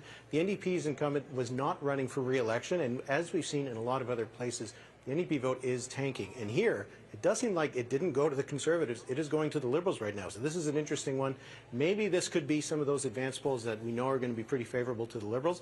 But if they picked up this seat in the interior, that would be a bit of a shock. Now, if we go to the metro area, still actually waiting for a lot of results here. And this is maybe where that Liberal majority-minority could play out, because if you look at last time, there was quite a lot of red. And there was a little bit of orange, and that orange is going to be tough, I think, for the New Democrats to hold. So we're waiting for some of those results to come in. We can take a look at some of them. Vancouver Kingsway, Don Davies is leading, though it isn't a huge margin right now, and there's not a lot of votes counted in Vancouver Kingsway. What about Vancouver East? Jenny Kwan is behind by 10 votes, but again, only a few votes have been counted. And this would be a bit of a surprise, and I'm expecting, yes, that Hetty Fry, who has been there since 1993, unlikely to be taken down tonight, but right now she is trailing. That's probably an unfamiliar feeling for her. Yeah, well, watching that closely, Eric, thank you. Eric Grenier at the results board for us. Listen, as we keep an eye on the bottom line, again, repeating, Canadian Press, which is our declaration team, they have declared a Liberal government, but we're also keeping an eye on where the leaders are running right now. We have 2 riding results to share with you, beginning with the riding of Carlton. This is in the capital region. Normally vote Socialist and NDP, so it's surprising to me that a 4% result for the NDP is shocking. So obviously we'll see a new NDP leader, and that obviously would make a difference in the future, but not tonight. Sure, you're talking about leadership, but you're focusing on the NDP leader. Let's talk about Pierre Poilievre as a leader. What was it about his leadership run in this campaign that people said, I'm choosing differently? Well, just remember, he actually grew the base of the Conservative Party. He tonight delivered a vote that won us a majority under Stephen Harper. He's grown the base of the party. The progressive vote has completely gone to the Liberals, and the NDP completely collapsed. I do think that Jagmeet Singh has to take some responsibility for that. He had an opportunity to differentiate himself from the Liberals, and he wasn't able to. Harjit, I'm going to let you jump in, but I wanted to say something that I think is really interesting, is that this became a fight about who could stand up to Donald Trump. But do you think any of the leaders imagined that we were going to have what you were talking about now, Rana, which is we've got to look at how do we unify a country, let alone fight what's coming from south of the border? Harjit, I'm going to let you jump in. That's that point. I mean, Canadians were united on a message of rejection of Trump, right? That's what this election was largely about. Now they're picking a leader who they felt that can best lead them to deal with Trump. And we can't, I mean, at the end of the day, we can't blame the fortunes of one party towards the big downfall of another, right? At the end of the day, now it's everybody needs to unite, and that I think is very important. I personally think the divide is not going to be as significant with Mark Carney's, not only that, James mentioned to me about, reminding me that Mark Carney's from Edmonton. Okay. I think also British secure it. Absolutely. And I mean, I think he would not be the first party leader who is trying to win an election, going all over the country, and the stakes are so high, and the leader's presence, the leader's time, is one of the most important things a political party has in a campaign. And so as the leader's going out and trying to help all of the other candidates win their seats, you know, it's hard to be in two places at once. Also, Bruce Fanjoy for the Liberals has been working for about 2 years to try to win this riding. And I mean, I can remember seeing interviews with him where people are basically like, are you crazy? You're never going to win. This is, you know, why even bother? But now the closeness of the race is unbelievable, right? Yeah. And so, and I think this riding was the one in the whole country that had the highest advanced poll turnout, which I think the Liberals were reading as probably a pretty good day for them. It also had that crazy ballot, though, with 91 people on it, and that's the part that I'm worried. I'm just looking, there's only just a few people reporting, but there's almost 8 other people who have votes, and if this comes down to something really tight between Mr. Poilievre and Mr. Fanjoy, and all these votes have been peeled off by this ridiculous 91-person list ballot, I think that's exceptionally disappointing, and I think that's been a bit of an abuse of democracy. Obviously, everybody's vote counts, but it is probably not the intended result that the people in the riding actually wanted because of this. Oui, Élections Canada disait que ça allait prendre beaucoup de temps avant d'avoir les Election résultats candidates said finaux. it would take a long time to get the final results. So what we have is very, very fragmented. They started doing the count very early, I think, right? Yeah, because these are very, very long ballots. I live in that riding. The ballot was 2 feet long, and a lot of people were struggling to unfold it, let alone read all 90 names, because you really had to search it through. We saw this morning when Mr. Poilievre went to vote. The ballot looked like a book when he was putting it in for the picture. Yeah. Like it looked so big. Well, in fact, just to reenact a little bit, the ballots were so large that they had to keep stuffing them into the box because they occupy so much more space. So we'll see how late that actually goes to be declared. But right now, as we said, Bruce Fanjoy, the Liberal, leading in the riding of Carlton. But let's bring up right now the riding of Nepean one more time, because we can share with you that Mark Carney has been elected in Nepean. So that is the first time elected as a member of Parliament. Again, this is the riding right beside Pierre Poilievre's riding in Carlton. We'll keep watching what's taking place in Carlton. But Mr. Carney, the Liberal leader, not only right now presiding over a Liberal win as declared by the Canadian press, he has now secured his seat in the riding of Nepean. So, you know, I'm wondering if we could bring in of things. Also on Vancouver Island, Cowichan, Malahat, Langford, one of the fastest growing ridings in terms of population in the country. I've talked to Alistair McGregor about that a few times. He's the incumbent, leading by a little bit over the Conservatives right now. 8 polls reporting there. Let's take a look, a little closer look at Vancouver right now. We have, these are all These are all NDP seats right in the heart. And in fact, let's take a look at Vancouver, Fraserview, South Burnaby. It's a new riding. The former mayor, Gregor Robertson, right now, with just one poll in, is leading in Vancouver, Fraserview. We have no results in Burnaby Central. You noted we've declared Mark Carney elected.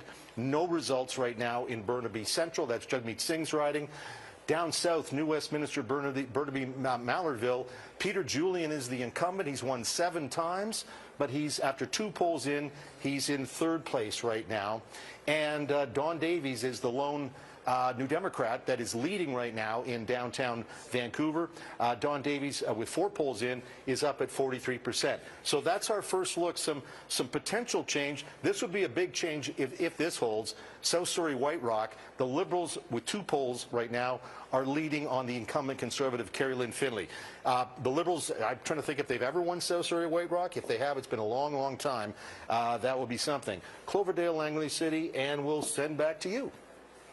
David, thank you. Lots of votes still to be counted out there in BC. Let's go to Neetu Garcha, who is in Burnaby at the headquarters of the NDP. And Neetu, at this point, we have on, by our count, the NDP leading or elected in 9 seats. NDP translating to a big decrease in seats.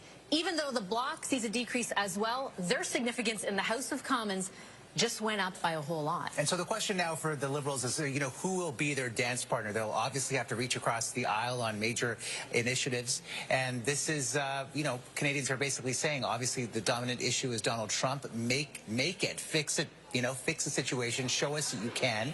And everybody who's here today, maybe we'll see you very soon. So please clear your schedules. The minority situation, of course, it's a very interesting development. Tom, don't laugh. You're going to be back here maybe in a few months. Tom's ready to go.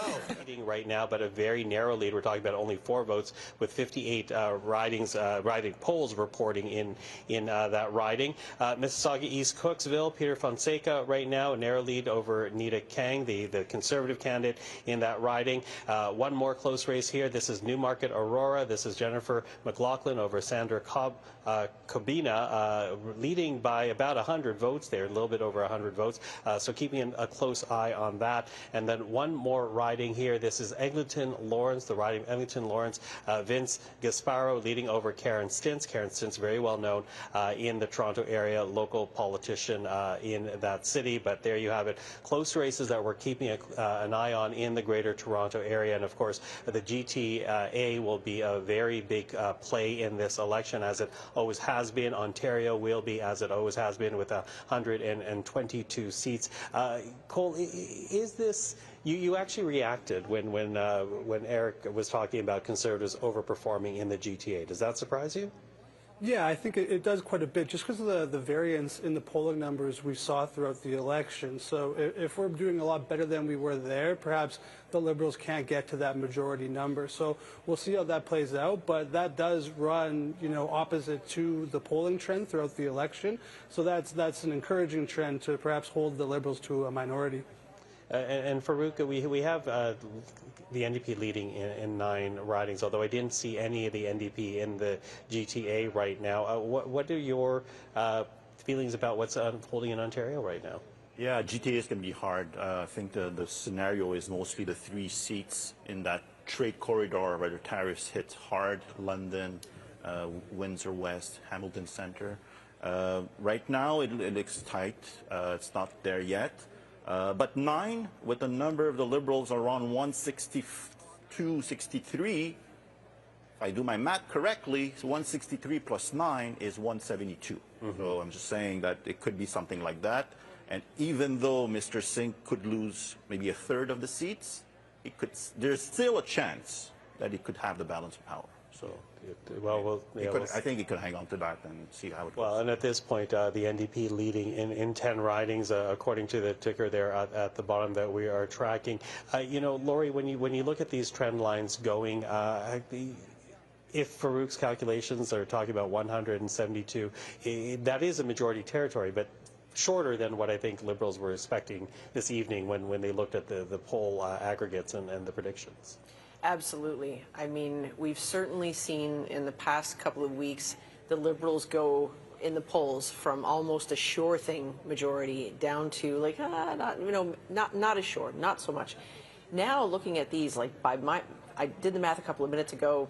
It was 10 seats not reporting, but looking at this, yeah, I mean, like there could be a scenario here where we come to the end of the night and they're not quite at that majority line, which means do they make another pact with the NDP to get through?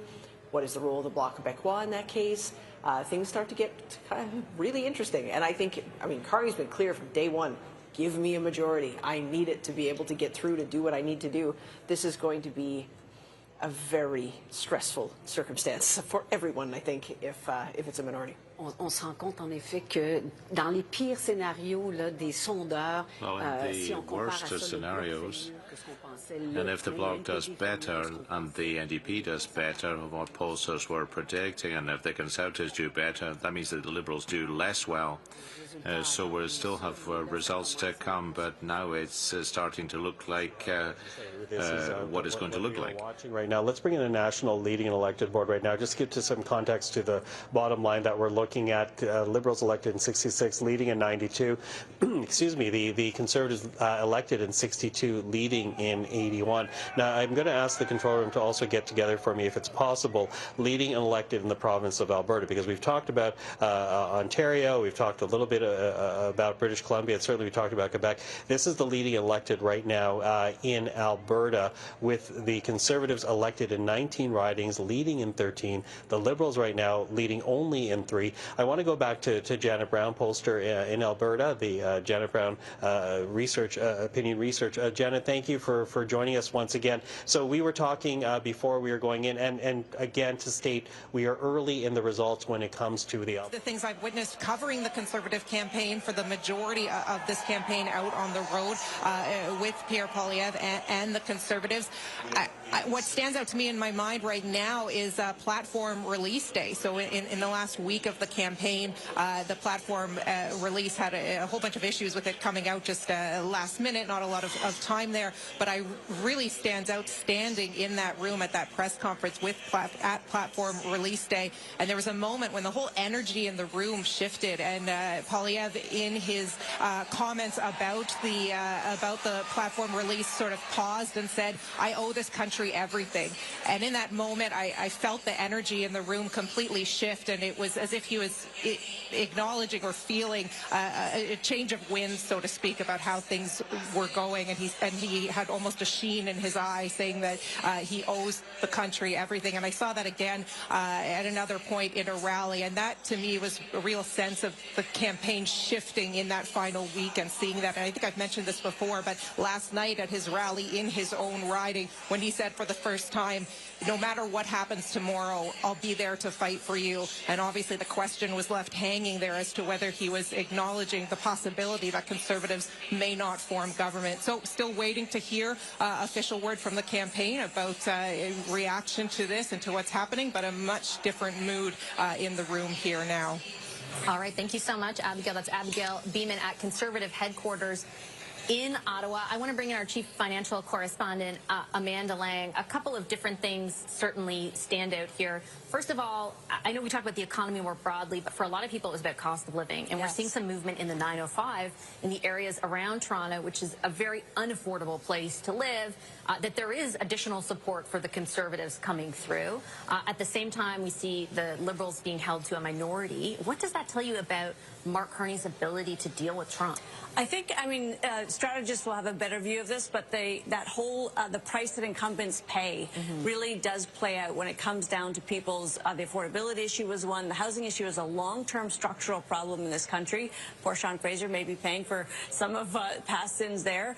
What's, to me, very interesting that we need to be paying attention to right now is, when we got those two platforms kind of late from the Liberals and the Conservatives, we didn't really get a full federal platform from the Bloc Québécois, because they don't need to. We don't need to know what they think about these things. Well, suddenly they might matter a great deal what the Bloc Québécois thinks, because it may hold the balance of power. So when we think about the Liberals' spending plans, which are large, right? We know they're going to take our deficit up to $60+ billion in the first fiscal year.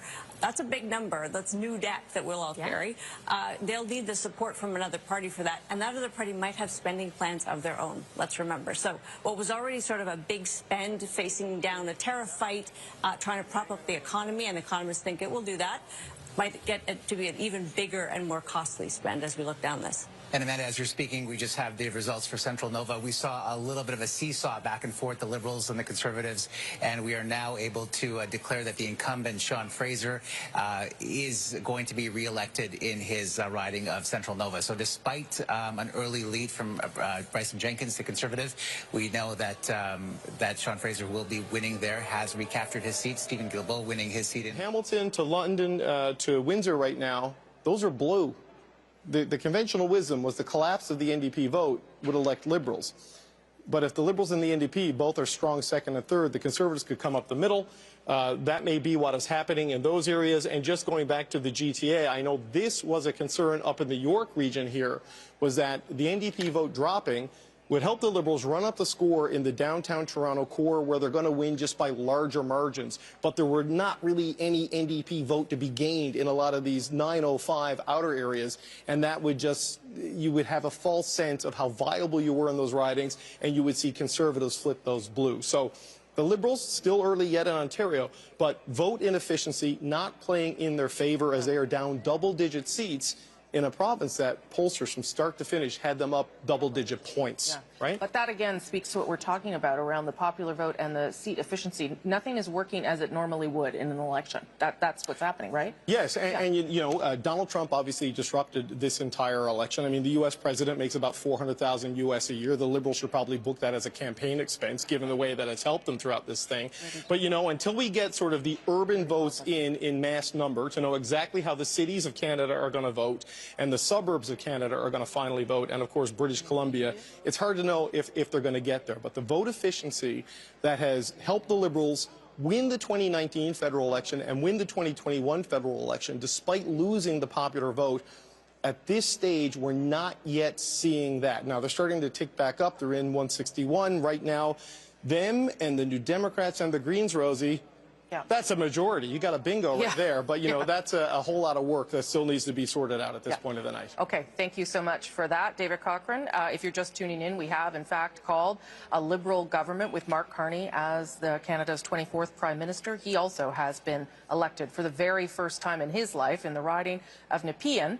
We are waiting to see whether it's a minority or a majority, so we're going to go to Adrian now, who's got some results, projected results, maybe that will help us get there. Indeed. So we're looking at a projected elected, the only one that is a flip in Ontario so far. That is Toronto St. Paul's with Leslie Church. Again, the only projected elected flip for the Liberals so far in Ontario. Wouldn't it be interesting to talk to Leslie Church? Well, why don't we do that? Let's talk to Eli Glasner, who is in Toronto St. Paul's with Leslie Church. Hello, Eli. Yeah, Adrian, so we are here in our room crammed with volunteers. Parties work together and, you know, affect change, because we are at a critical crossroads in this country, as we all know. Heather Butts is standing by with some more data and some more context. Heather. Thanks, Omar. Yeah, we were looking at perhaps what parties, Nick, might actually end up helping the Liberals in government. But we'll take a look at our House projections. And this is, again, how we got to where we are right now in the evening. The CTV decision desk projecting that the Liberals could see a range of seats anywhere from 154 to 167, so not reaching that magic marker of 172. The Conservatives could get anywhere from 138 to 152. But, Nick, we're really looking at the Bloc and the NDP. The NDP only getting anywhere from 9 to 15. This could really play out interesting tonight. Yeah, a significant setback for the NDP. And the big question is, will the Bloc hold the balance of power in the next Parliament? And what does that mean for the Federation and for Mark Carney and his government? Certainly an interesting story playing out here. So, Nick, the numbers are coming in, but we still have some really close races. We still don't know for sure all of the MPs yet, of course, who will be heading to Ottawa. So we're going to zero in on Ontario, and we're going to look at the 905 area. For those of you not in Ontario, that's that area around Toronto on the outskirts, and we're looking in at Brampton right now. Nick, some pretty tight ridings here. First, taking a look at Brampton to Kesey Park. Yeah, this is all going to come down to organization. It's basically street by street, block by block. It's going to be interesting to see whether the Conservatives can take it over or whether the Liberals hold. Just an 81 vote difference there in that riding. Brampton East, Liberals in the lead, but just 221 vote split there. And I think this speaks to the ground game and the Conservatives. They're probably hoping they can pick up a couple of these Brampton seats. Okay, and this one, Brampton West, Nick. Yeah, this is for the Liberals. So just think, if the Brampton's basically in play, you know, a handful of polls could make the difference. Absolutely. Okay, let's move over to Aurora Oak Ridges. This is just north of Toronto, and the Conservatives in the lead by 982, but the incumbent, the Liberals, in second place. Yeah, you know, this is good news for the Conservatives because this potentially could be a pickup, but, you know, check out the NDP numbers, basically nowhere, and the Liberals trailing. Okay, and let's head over to Markham, Unionville. We'll see what it's looking like there.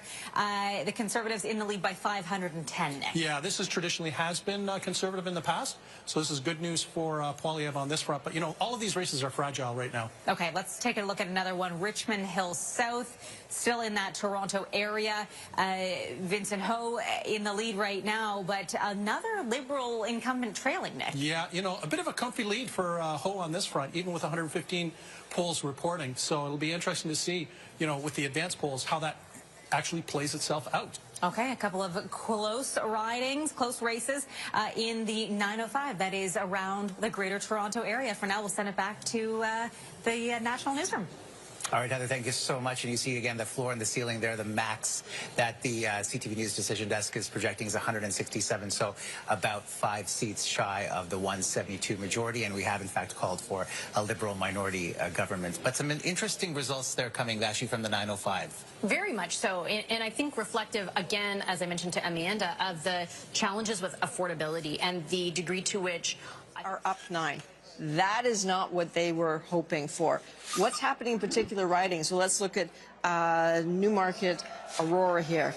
This was the second slimmest margin of victory for the Liberals. Last time they hoped they would hang on to it. They are not. Let's look at Brampton. I spent a lot of time in Brampton. Even though this is a place affected by tariffs, everybody there talked about affordability and crime. They were very nervous. That may explain some of what you're seeing here with the Conservatives with the 419 vote lead. One more I want to look at here. This is Milton East, Halton Hills South. Brand new riding in Ontario. It was projected that it would be very close with the Liberals, and yet with only 43 polls reporting, the Conservatives have a lead there of 528. If at the end of the night we are talking about a Liberal minority and not a Liberal majority, you might want to look at what happened in the GTA for some answers there, Rosie. Okay, that's great. Thank you so much, Adrienne. I should tell you there are 5 ridings where we don't have any information yet at all, no data. But you can see there are 2 greens on the board there, and just to give you a sense of who those are, not confirmed, projected elected, but leading. That is both in Kitchener Centre with Mike Morris and with, of course, the co-leader Elizabeth May in Saanich Gulf Islands. We'll, of course, keep you posted on whether those hold. Let's go over to Ian, though, now with some results. Yeah, Rosie, counting is slow in a lot of the British Columbia ridings, but I do want to take a look at what the seat change looks like at this point. And keep in mind, a lot of the seats in British Columbia are not projected to be done, to be elected, but still in play. But you can see both Conservatives and Liberals up by 3 each, and that's at the expense of the NDP. Let's look at some examples of what's leading to the potential seat change. Langley Township, Fraser Heights. What's interesting to me about this is John Aldag, who used to be an MP, running again here, is how his share of the vote has just soared. It's gone from 30% in the last election in this riding to 48.3%. And so it's not coming at the expense of the Conservatives. They have almost exactly the same support right now, it's early, I know, as they did in 2021. Some of it's the NDP. Their vote has collapsed from almost 20% to just 5%. Vancouver Kingsway, if you know BC politics at all or follow the NDP closely, this will be you know, really surprising to see Don Davies, the longtime incumbent, in second place. It's only a lead of 13, but we'll keep an eye on Vancouver Kingsway. Interesting to see that result. And in Richmond Centre, again, counts pretty small. They're taking a long time to count votes in a lot of the British Columbia ridings. But you see the incumbent, Wilson Miao, in second place, and the Conservatives right now in a small but still interesting lead. Lots of churn in these early counting moments in British Columbia. And lots of close races, too. And we'll show you a little bit more about how close some of those races are and why the numbers at the bottom of your screen are moving back and forth so dramatically. And indeed, why we have yet to be able to call what kind of government Canadians have elected here. Right now, the Liberals leading are elected in 156. Remember, it's 172 you need for a majority. Conservatives ticking up to 148. Bloc at 25. NDP at 10. And the Greens now back down to 1. That shows you, as Ian was just talking about there, a lot of churn. A lot of things still moving here, and that means that we're going to take our time to call what kind of government Canada will end up with by the end of the night. We know it will be Liberal. We don't know whether it's a minority or a majority. Catherine Cullen, you have some results. Yeah, let's look at some places where the numbers are starting to firm up. In this case, we're going to be looking particularly... Good indicator of what was to come. Now, it was a three-way race. The Liberals are ahead of the incumbent Bloc. Still, though, overall in Quebec, the Bloc are leading at about 24, 25 seats. So they have lost seats, but they're looking at the possibility of holding that balance of power. We'll go over now to Ottawa. Patricia? All right, Mitsimi, well, we know Mark Carney, the Prime Minister, now has a seat elected in Nepean, but next door in Carlton, so interesting in this riding, as results have just started to trickle in, and the early ones, with about 5 polls reporting, show the Liberal Bruce Fanjoy with the lead over Conservative leader Pierre Poilievre. Now, very interesting, does not necessarily mean Poilievre is in trouble. Maybe it means we are. Could be a long night due to that very long ballot in Carlton, although I don't want to complain about that. Coast of the Liberals doing, or the Conservatives doing better than expected has carried on. These numbers are very, very close. The NDP did collapse, and that has been better news from the Liberals. So if those numbers change at all through the course of the evening, although there's only 2 ridings left to report, so probably not. I think this is, I think Pierre Poilievre has some time now to figure out what the answer is. I think he wants to stay. We'll see whether the Conservative Party does what it has done in many circumstances, which is to, you know, kill the leader. Erin O'Toole did not get to stay when there was a Liberal minority, and he didn't have a 20-point lead. Yeah, exactly. So, but there's been so much tension inside the party, and you know, the accusations of campaign malpractice against Mr. Poilievre. I think we've seen in the last few days of the campaign, Blanchette and the Bloc Québécois basically say Canada is an artificial construct. And so at the same time as, again, we're seeing this unity, we're also seeing tension. We're seeing, pulling on that. In the event that we ended up with a majority Liberal government that left out parts of the country so that the divisions were very much on regional lines, I do think that that could be a potentially very divisive, very difficult situation where you do get a sense of polarization's getting worse. You could get a sense where that for some people the result is not fair, and I'm not making any comment on you know, the votes are going to be counted appropriately. That's not what I'm saying. What I'm saying is you might just get a tense situation that's made a lot worse if there's a sense that one party's in charge and that's it. And then how do we deal with that? That's interesting because if you look at the figures, the feeling of unity is not being reflected in the current results. The Liberals are close.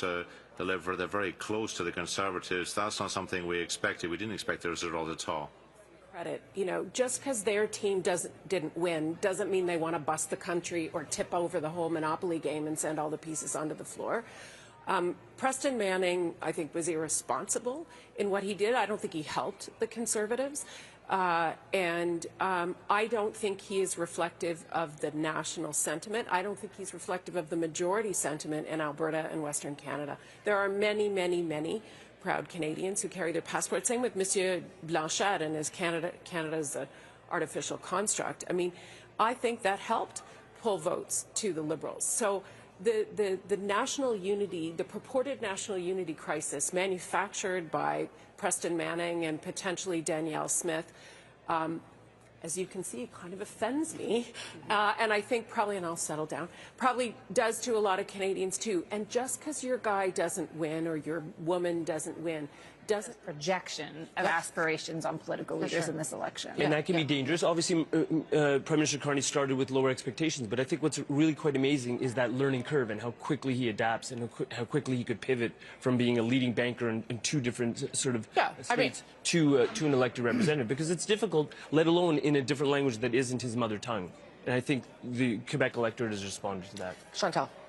Talking about the Quebec electorate, if you look at the province that did deliver what the Liberals needed tonight, it was Quebec. Take away those 9 gains and we are in a very different territory, the one where we never go to sleep tonight because we're still waiting to figure it out.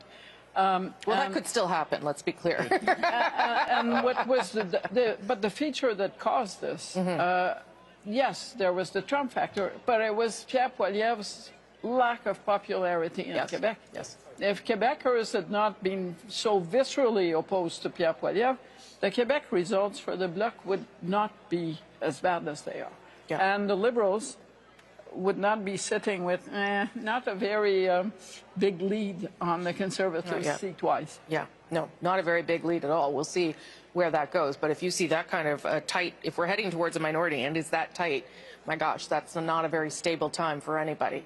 David, you got some stuff you want to talk about there? Look, Rosie, I think the political science term for that is a parliament from hell. But what's happening right now is the stories in Ontario, folks. I mean, look, the Liberals have been projected to win the most seats here tonight, but they are down in Ontario, not just below where we thought they needed to be for the path to majority. They're just flat out down. And like, let's go through some of the regions here. The NDP vote is nowhere in Ontario, but a lot of it's going Conservative. So we've seen the Conservatives moving into the Peel region here and like gaining seats in the York region. But what's also interesting is if you go to southwestern Ontario, look at this. Windsor right now is blue. London Fanshawe is blue. I believe Kitchener Centre, the Green Party seat, that is blue right now. And I bet you if we go into the Hamilton area, we're going to see some of that there as well. Look, there's no orange in Hamilton, but in Hamilton Centre, there's a Conservative in the lead right now. So this is the top line numbers, and sort of the conventional wisdom of this election has been that the NDP vote collapse would just all huddle around Mark Carney as the new Progressive Party avatar. But what you're seeing is a lot of those orange votes seem to have gone blue, or at least the orange ridings are going blue, because the dynamics where red and orange are pretty strong seconds and third. And you know what? Doug Ford rode this dynamic to a majority in Ontario, because you had Bonnie Crump. Can win out over any strategic voting coalescing on the progressive side. So we're keeping watch on those two very close ridings and several others that are shaping up to be real races. And Omar, Bashi? Mijong, thank you so much. And in many ways, BC pivotal for the future of the NDP. You see the tracker, as Mijong mentioned, 10 seats leading and elected for the NDP. They need 12 for official party status. Will they even have that before the night is over? The results in BC, particularly on the island where they had 6 of the 7 seats, or had, I should say, a dissolution, that is really going to fill in the story for the NDP and the future of the party, and also the future of its leader as well. Yeah, and really the sort of drop in their support in Ontario, a big part of the story as well. We'll look to get some of the key results in that province that are emblematic of that. Right now, though, we want to head over to the riding of Central Nova, long held by the McKay family, now held for a number of elections by Sean Fraser in a bit of a nail-biter over the last number of hours. I want to head to Paul Hollingsworth, who is actually over there at Sean Fraser's headquarters, I believe. Paul. More ridings from the NDP than the Liberals were, and that's not necessarily what was expected. They were expected to gain some, but they have, in this late evening so far, the Conservatives have closed the gap on the Liberals in ways that I don't think were anticipated, and we have to watch it closely. At the moment, they are still a few numbers away from being able to overtake, obviously from 155 to 151, but in terms of our meter as well, they are still a little bit shy of what they need. But boy, they're within about 4, and they're within about 4. So those two actually mesh. They're not that far away from the Liberals at the moment, and it seems like some late votes have come in that have shifted some ridings. And is there more of that to be seen? We just don't know. Are we in for a big surprise? This is a big surprise as it is that it's this close. Yeah. All right, we're going to look at some particular ridings here. This is Vancouver Island, Saanich Gulf Islands. Elizabeth May, the incumbent there, and she has the lead. Well, you have to hand it to her. Now, where are we at? We're at 25, but still, she's pulling out a lead right now. She's held the riding since 2011, and give her credit, right? Like she just has been able to keep them on the map, the Green Party. Oh, and this is early results in Burnaby Central. 9 of 200 polls reporting, and this is Jagmeet Singh's riding. He, at this stage, is in 3rd place. And here we are. That could be the 12th seat. Look at the ticker. NDP 11. If only the leader won his seat, they'd have official party status. It's early. I'm not so sure the NDP are going to hold 11 by the time we're done the night, but we'll see. And this is Beauce. Maxime Bernier in 4th. Is he going to get the message and pack it in as the People's Party guy? Not sure. He used to own that riding when he was with the Conservatives, but he gave up to Conservatives and voters gave up on him. All right, we have one more. Carlton. This is the first results we're seeing, or I'm seeing at least, from the riding where Pierre Poilievre is running tonight. 5 polls. Fanjoy, the Liberal candidate, was working hard to take this seat from Pierre Poilievre, who has been elected 7 times in a row. This is early. Well, yeah, way too early to say, but how weird would that be if the Conservatives win 150 or so ridings, or high 140s, and Mr. Poilievre were to lose there? Let's wait let's watch it anyway. Yeah, it's interesting because I mean there were a lot of public servants in that riding, and who knows how they mobilize, but I think we need to wait there. Okay, David, what are you looking at? I wanted to come back to the GTA. You talked about close races a few minutes ago, Don, and we got a ton of them in the Bramptons and Mississaugas. And I've been saying this forever. If you win one Brampton, you tend. Look, they're at 11. They're at 11 seats right now. It requires 12 to get official party status. Right. This just in. If they get 11 seats, they're going to have no trouble negotiating official party status anyway, because they'd offer their support to the new minority Liberal government. But then we're back where we started. And I don't think that's going to do that much to quash Western alienation after the 10 years we just had. For the reason you gave, Rona, it would be toxic. The bloc is worse, but the NDP to go with the bloc. I mean, the NDP is not going to be any better than what we just had for the last 10 years. But depending on how this goes, I'm wondering, for the Conservatives on the panel here, is Blanchette on the phone with Poilievre right now, accepting those calls, wondering if maybe he's going to be I mean, it's not only the Liberals that are facing this question. We are not going to be in a coalition with separatists. So that would never okay, happen. well, then I guess then, if that's... You know what's going to happen here is Mark Carney and Pierre Poilievre are going to have to work together. They're going to have to figure out where they have some common ground. If he stays. He'll stay. Yeah. But I mean, I appreciate the discussion that we're having regarding dance partners, right? I think also this election has been very different, right? Canadians are wanting the parties to work together because we have a significant threat before us. And I think it's very important. I've known Mark Carney from before. He's not the type of person that's just going to be placating for the sake of who do I work with. This is about dealing with the most consequential threat. And to be honest, I believe it. So this is about working together. We have premiers working together, right? So it's incumbent upon us now, federally, to be working together as well. And I believe that Mark Carney is the right person to do that. Okay, but this, in Mark Miller's words from earlier tonight, somebody from his own party, he is a rookie. So when you're talking about a minority government like this, this takes politics. He does not have experience with politics. It is a challenge. We have seen people come from outside and land in Ottawa and get chewed up by the gears of bureaucracy. So how does he lead in a situation that right now, look at 157, 148. The challenge he also has, too, is the Liberal Party has always been a coalition. I mean, certainly is now with all these NDP voters that have supported it. So he's got the challenge of dance party with the bloc on the one hand, and then in a kind of a dance party inside happening down in the basement of the Liberal Party of Canada, where he's got to find his way to reaching his economic goals, which I think he sincerely believes in, when there may be a lot of people inside his party who might not be, super supportive of some of those things. James, I want to take that thought bubble that I can see that's above your head and get you to say it out loud. What are you thinking? Yeah, well, look, when you're elected into a majority government, then you can kind of plan out your agenda over the course of 36 to 48 months. When you're elected into a minority government, you have to prioritize, and you have to look around the nature of the parliament that's in front of you and where you can get your votes, what requires legislative approval, what you can do by governing council, what you can do through partnership with provinces, or do through Budget Implementation Act. So as a prime minister in a minority government, it'll be incumbent on Prime Minister Carney to say, these are my priorities, and before he puts those priorities out there, do proper consultation and recognize that he doesn't have a majority of the House. He doesn't have a majority of the popular vote. He has an obligation to respect the democratic mandate that is expressed in the entirety of Parliament and work with others in order to get things done. He is correct, Prime Minister Carney is correct, that the biggest challenge that Canada will have, at least through the calendar 2025 and probably for the next couple of years, is the threat of the abrogation of the Canada-U.S. Free Trade Agreement with the United States, the imposition of tariffs, and the belligerence from the White House.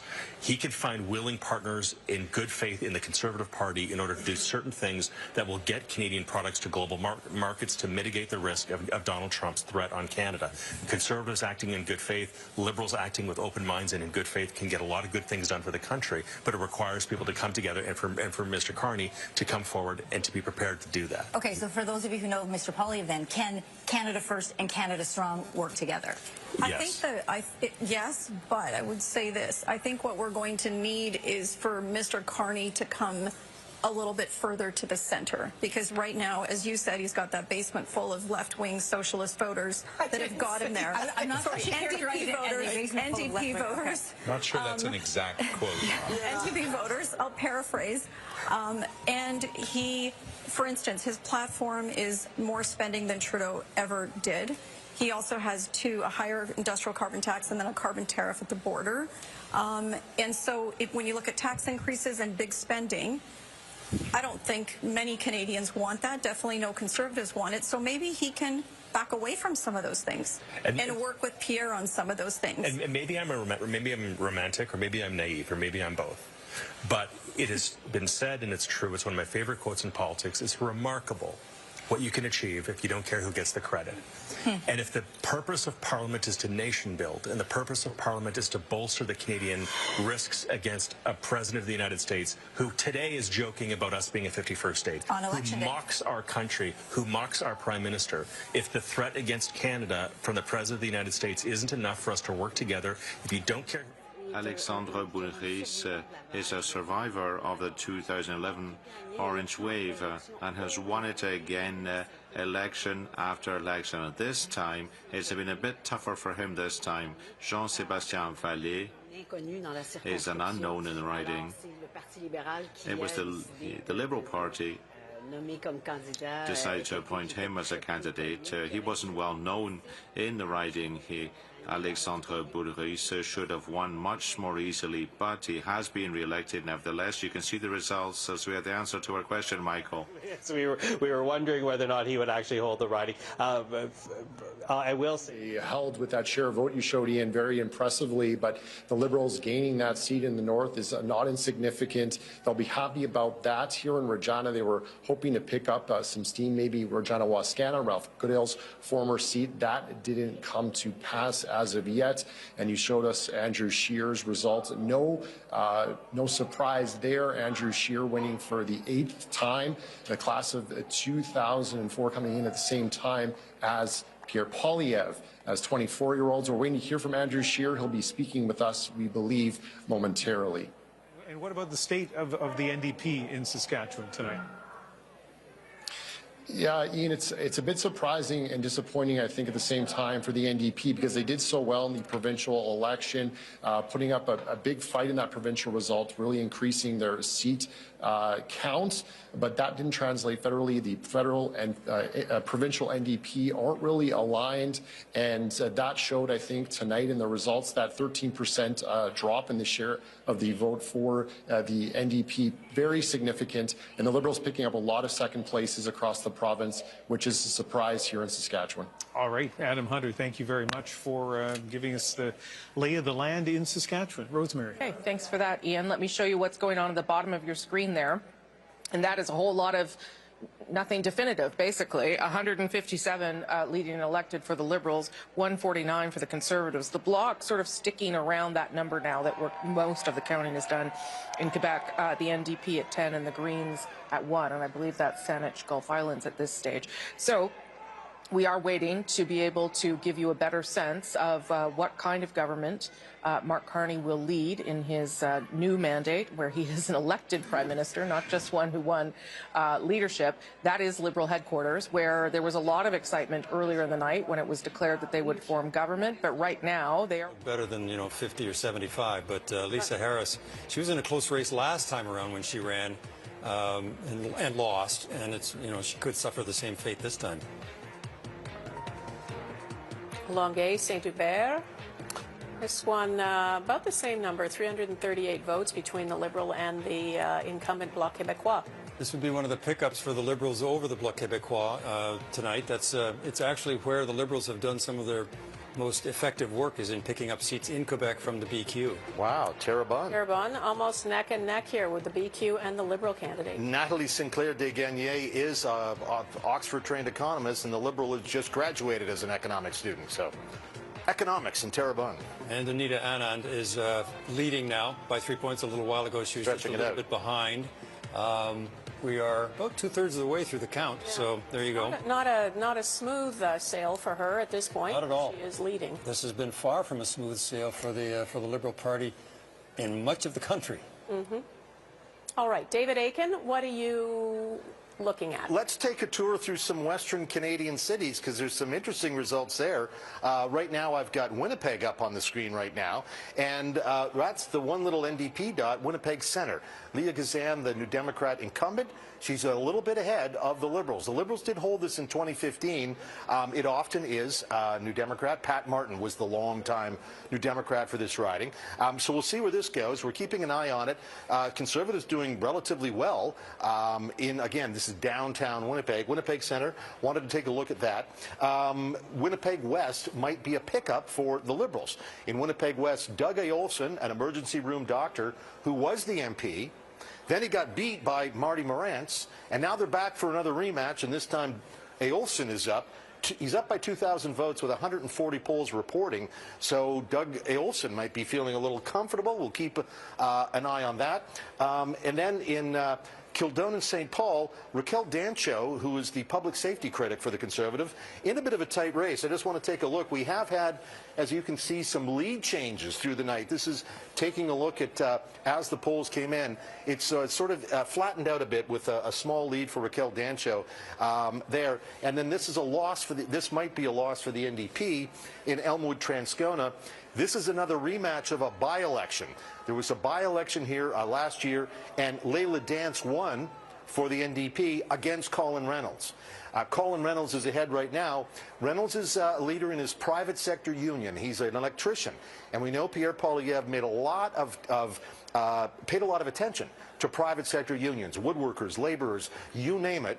And this Colin Reynolds was one of the poster guys, if you will, for Poilievre and the Conservatives' pitch there. So that's what's going on in Winnipeg. Let's zip over to Alberta. Let's take a look at Calgary.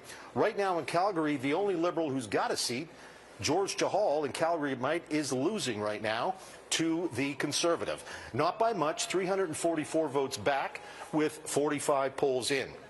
Now, this riding, Calgary Confederation, this part of Calgary hasn't voted for a Liberal since 1940. It's been a while. But right now, Corey Hogan is the vice president of the University of Calgary, and that's University of Calgary is in this riding, is 169 votes ahead of Jeremy Nixon, a former MLA. So Nixon used to run for the UCP. Now he's trying to be a CPC, and he's a little bit behind there. That would be a historic win for the Liberals. That's Calgary Centre. Greg McLean, the bilingual Conservative incumbent, is a little bit behind Lindsay Lunau. So there's some close races in Calgary, potential pickups for the Liberals there. Up in Edmonton, not so good for the Liberals. The Liberals might have been expected to win at least two, Edmonton Centre and Edmonton Southeast. And that's not happening right now. Edmonton Centre, the Conservatives are ahead by 110 votes over the Liberals. And in Edmonton Southeast, where Amarjeet Sohi is running, 50 polls in, and he's well back. He's more than a couple of thousand votes back of Jagsaran Singh Mahal in Edmonton Southeast. That would be a big victory for the Conservatives, who are worried there might be something going on there. And in Edmonton Strathcona, I would have put this as maybe the second or third safest NDP seat in the country. Heather McPherson, their foreign affairs critic, she's 757 votes up on the Conservative. The last non-NDP to hold this riding was, in fact, a Conservative, was Raheem Jaffer. Some may remember that name. So that's what's going on in Edmonton, Calgary, and Winnipeg. Some interesting results there, with all parties sort of making some gains or not making some gains, or we'll see how it all plays out. Lots of votes still to be counted, Donna. All right, David, thanks. And you can see the Liberals and Conservatives, excuse me, the numbers on the bottom of your screen there keep flipping around. Right now, they are 12 points apart. Have I got that math right? Yes. And the Liberals hovered above 160 for a while there, but as I said it went back up. So, Eric, you were looking at the gains and losses, where the parties. Let's do your swing meter. What are you seeing? Well, let's have a look, I guess, first of all, at the Conservatives. Now, when we talk about this, for the Conservatives to form government, that's that number we're talking about for government. Their lucky number was 27. That's a combination of their gains and Liberal losses. And the reason they're not as close to forming government based on our swing meters is they have gained 19, but the Liberals have also gained 7. So you have to take those 7 off of the Conservatives' gains, takes them back to 12. Well, if they're at 12 is where they are right now, for a total number to get towards government at 27, they're a long way from being able to form government. The Liberals, on the other hand, are also a long way now from where they wanted to get to, which was to form a majority. And right now, and that one, they don't have to worry about the Conservatives. They just have to pick up a bunch of seats and win them against whoever to have enough gains to get to a majority. And we said they needed a gains of 18 total. On balance, they've only picked up 7. They've gained 28 seats, but they've also lost 21 seats. All of those are to the Conservatives. So they've lost a passel of ridings to the Conservatives. A lot of those are in Ontario, in places that they may not have expected. But right now, they're up 7. They need to get to 18. That means they're up 8 now, but they're 10 away from that. How many ridings are going to change from what we're seeing on the screen below us? They're 161 to 146. They are just a little, it seems like they're a little too far away from the majority line to get to a majority. The Conservatives are a little too far away from the Liberals to catch them. And we are sitting in that realm right now, Donna, where the Liberals are, as we've called earlier, safe to assume, I don't want to assume too much, but we've called them to form the government. Doesn't look like they can get to a majority. And of course, it doesn't look like the Conservatives can catch up. Okay, Eric, thank you. Let's go to the Liberal headquarters, where Mark Carney, I assume, will make an appearance at some point this evening. Mackenzie Gray is... If this 5% holds up, it will be the worst showing in the history of the New Democrats. The other worst showing was in the 1993 election, a piece of history that Jagmeet Singh probably doesn't want to be associated with, but looks like that's where he's at. No, we'll certainly have to wait and see how he answers to that this evening. But again, some really close numbers here. Mark Carney at 42% and Poilievre at 41%. Well, think of Pierre Poilievre. Now he can say that he's done better than Stephen Harper.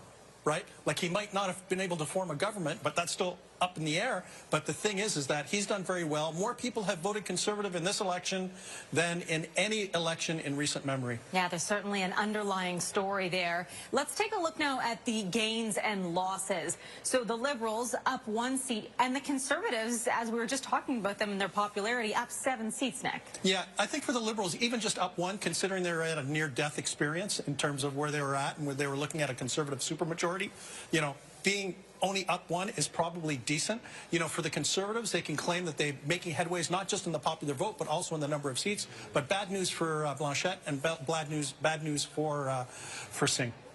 Certainly. And Nick, we're seeing an interesting story play out in Ontario, typically helping to decipher who wins an election. Right now, though, it looks like it's who's going to, you know, have a minority majority. They're making that ruling. The Liberals down 12 seats. Yeah, we talked a lot about vote efficiency and how popular support would convert into seats. It looks like the Conservative ground game in Ontario was very effective at converting their level of support, even though it was trailing the Liberals, into seats in battleground Ontario. Okay, let's move over to Western Canada and see how things have changed there. Potential seat change for the Conservative, gaining 8 seats in the West. The Liberals potentially gaining 6 seats, and the NDP, Nick, take a look at that, down possibly 10 seats. Yes, we were talking about the feeding frenzy in British Columbia, with both the Liberals and the Conservatives going into British Columbia repeatedly because they saw the NDP vulnerability. That's manifested itself, and both the Conservatives and the Liberals have benefited. Okay, Nick, so let's take a look now right across the country as we see this, the potential seat change right across the country from Atlantic Canada to the West Coast. What stands out?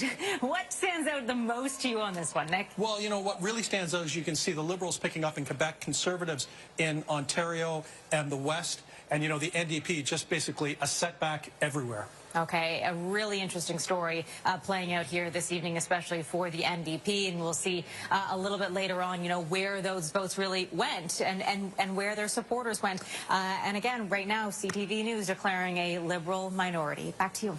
All right, Heather, thank you so much. Let's bring in Corey, Kathleen, and Scott right now. I want to go back to the story that's developing and emerging right now in Pierre Poilievre's riding of Carlton. We heard James Moore say just minutes ago he thinks that Pierre Poilievre will capture his riding. What's going through your mind, Corey, as you're watching these results? I'm a lot less certain that that's going to be the case, because I look at we had triggered an election earlier. It is potential. There was a potential that we could have had many more seats, but it was also very, very strong. I would say probability that the Prime Minister, that there would be a majority Conservative government, and that would be very bad for Canadians. So there was that. I think and Jagmeet Singh said he couldn't stomach the idea of a Conservative majority, and I think that many NDPers would agree with him about that. Many Canadians would agree with him about that. There was also the fact that the dental care program that we had negotiated hadn't yet been fully rolled out, and that pharmacare deals had not yet been signed. We had reached an agreement on pharmacare, but we needed to get some of those deals started so that Canadians could start to receive free birth control, free diabetes devices and drugs, and other things. And so that kind of helps to institutionalize the pharmacare program, and certainly the expansion of dental care was really important to us as well. So I think it was the right decision not to trigger an election earlier. I think that having a Pierre Poilievre majority Conservative government, and he had pledged at that time to eliminate the pharmacare and dental care programs, would have been a bad decision for Canadians. Now, correct me if I'm wrong, I think you may have been around the NDP since at least 1993. That obviously was the historic low in terms of election results. What lessons do you have, having gone through that experience in the 90s? Well, the lesson I have is that it's better to have more seats than less seats.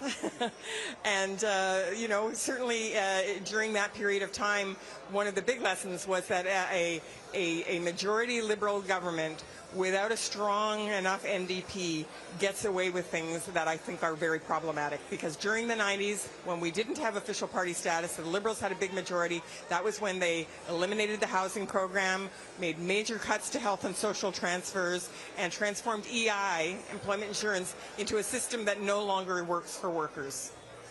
Okay. Well, thank you very much. I appreciate your time. Thank you. Okay. Back to you, Michael.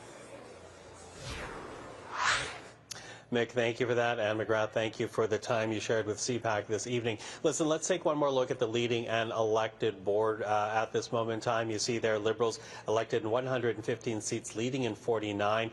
Conservatives elected in 118, leading in 28. I want to go down to the bottom of the board because we also now have one Green elected, and that is, we can tell you, Elizabeth May, the Green Party leader. She does get re-elected in the riding of Saanich Gulf Islands, and there you go. The results board there. By over 2,000 votes over the Conservative Cathy Onstead on Vancouver Island. But yes, Elizabeth May will be returning to the House of Commons. And with that, let's bring in Eric Grenier. And Eric, we continue to watch these numbers evolve. As I said, when you look at the leading column, it's less than 100 seats that still need to be determined. We right now are looking at the Conservatives at 146 seats. Conservatives. This is the story that is playing out in many, many ridings across Ontario, potentially across the country. That is why the number keeps bouncing the way it does at the bottom of your screen, Rosie. Okay, yeah, it sure does. It's moving around an awful lot, but right now tracking a little more heavily for the Liberals. Remember, a majority government, 172. The Liberals right now projected or elected in 164. Let me show you what the vote share looks like right across the country. Adrian showed you that one particular riding. Look at that. 42.6 for the Liberals, 41.7 for the Conservatives. That is how close things are. And again, the second part of that story is as you go down your screen and you see what's happened to the Bloc and the NDP at just 5%, which is undoubtedly a devastating outcome for them. They are not yet right at official party status. Not sure whether they will get there. That is the number 12 that you have to watch for. But again, lots of things still fluid and in flux. And Ian's going to tell us a little bit about some of that. Let's take a look at Vancouver Island. This has been a fortress in the past for the NDP, and a lot of people wondered what would happen to their seats. And you can see here that right now the NDP is trailing in 4 of the ridings that they hold on Vancouver Island, and both the Liberals and the Conservatives are taking the lead there. None of these, though, are projected elected. But let's take a look, first of all, at Victoria. Will Greaves, University of Victoria professor, has pretty well doubled the vote share for the Conservatives in a riding which for a long time has been held by the NDP. I talked to another professor at UVic who said that Professor Greaves got the nomination back when it didn't look like there was really any chance of the Liberals winning. Well, now next year he's not going to teach any students. He's going to be heading to Ottawa. Esquimalt Saanich Suk, Stephanie McLean has gone from being a cabinet minister in the Rachel Notley NDP government in Alberta to displacing the NDP candidate here. This is Randall Garrison's old riding, so of course he was an analyst with us earlier tonight. Obviously the incumbent not running again, but Maya Tate, Mayor Suk, was seen as a star candidate, and you can see she is in 3rd place. Let's take a look at Nanaimo Ladysmith, another place where the NDP support has plummeted. And Tamara Cronus is a lawyer, but on her website it says you might find her bartending at the Legion, sport shooting, or playing bridge. So a lawyer with a bit of a twist. That's kind of interesting. And yeah, huge lead going on in Nanaimo Ladysmith. Let's look at North Island, Powell River. This is a riding that I think some Conservatives thought they would win easily.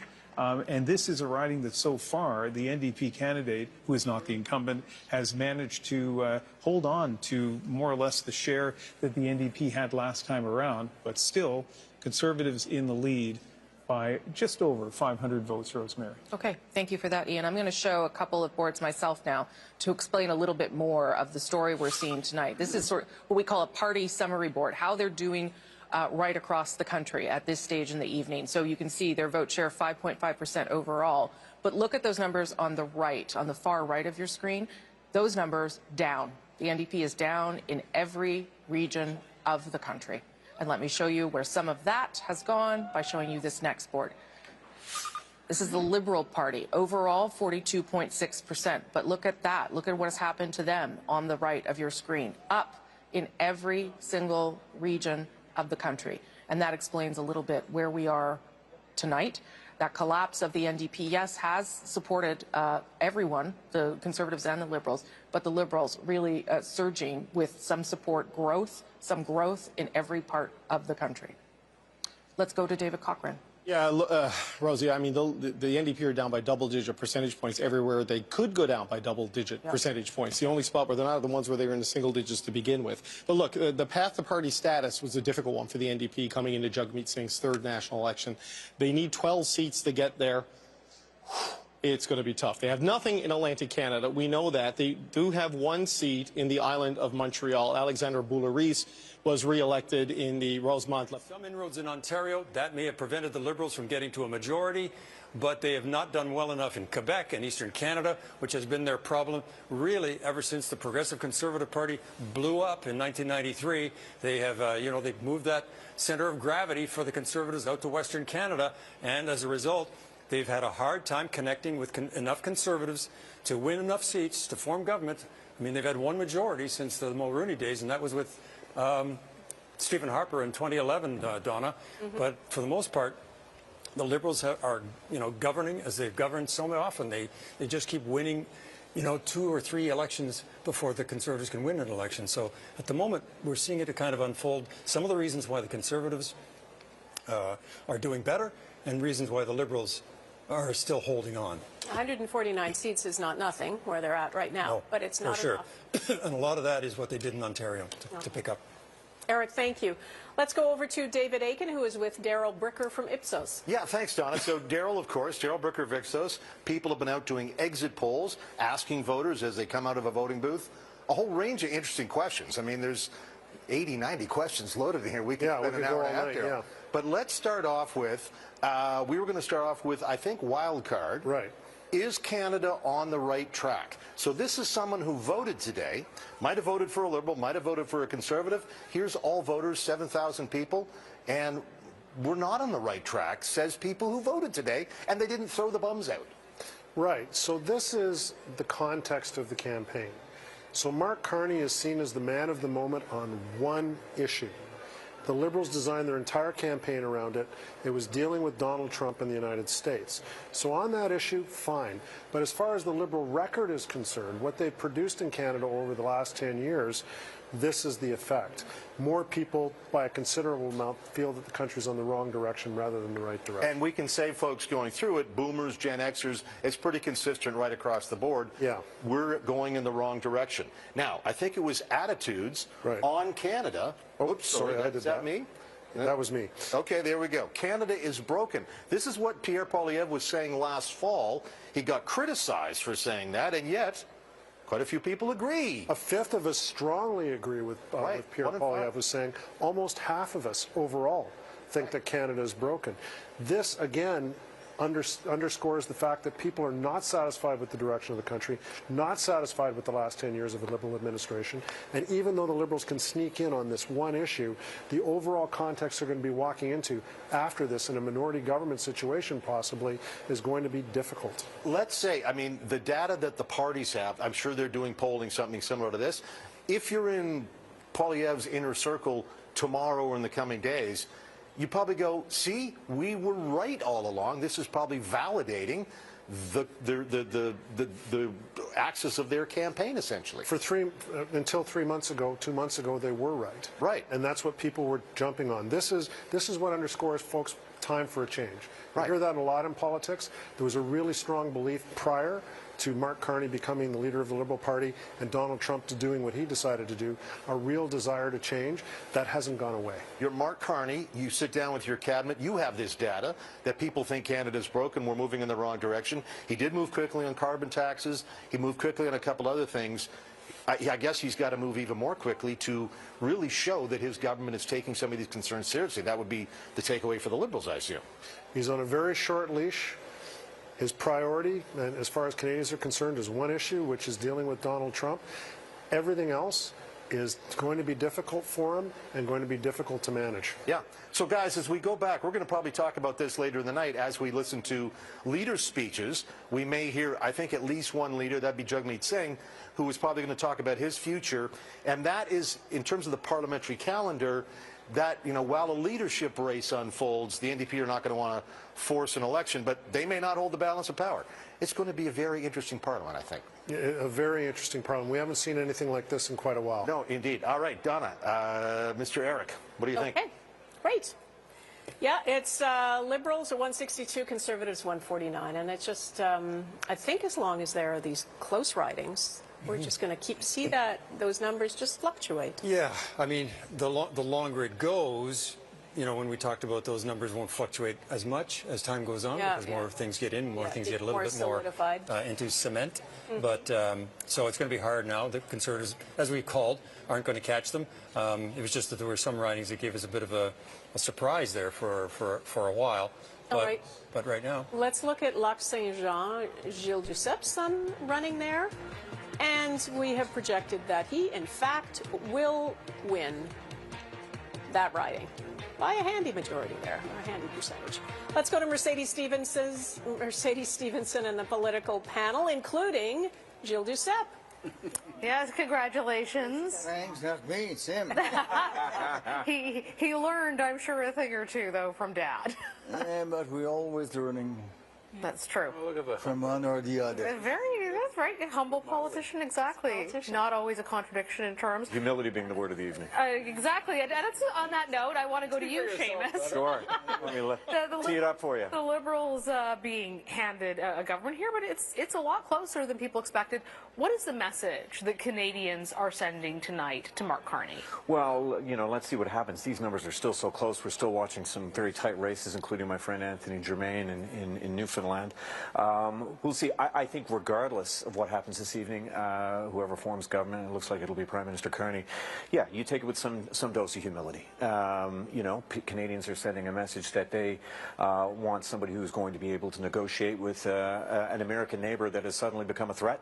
But there were a lot of other things coming out of COVID, coming out of affordability, interest rates that they are not happy with. And so you got to get busy. And from what I understand, he told the Liberal War Room earlier this morning that if indeed the Liberals did win, that you hit the ground running right away.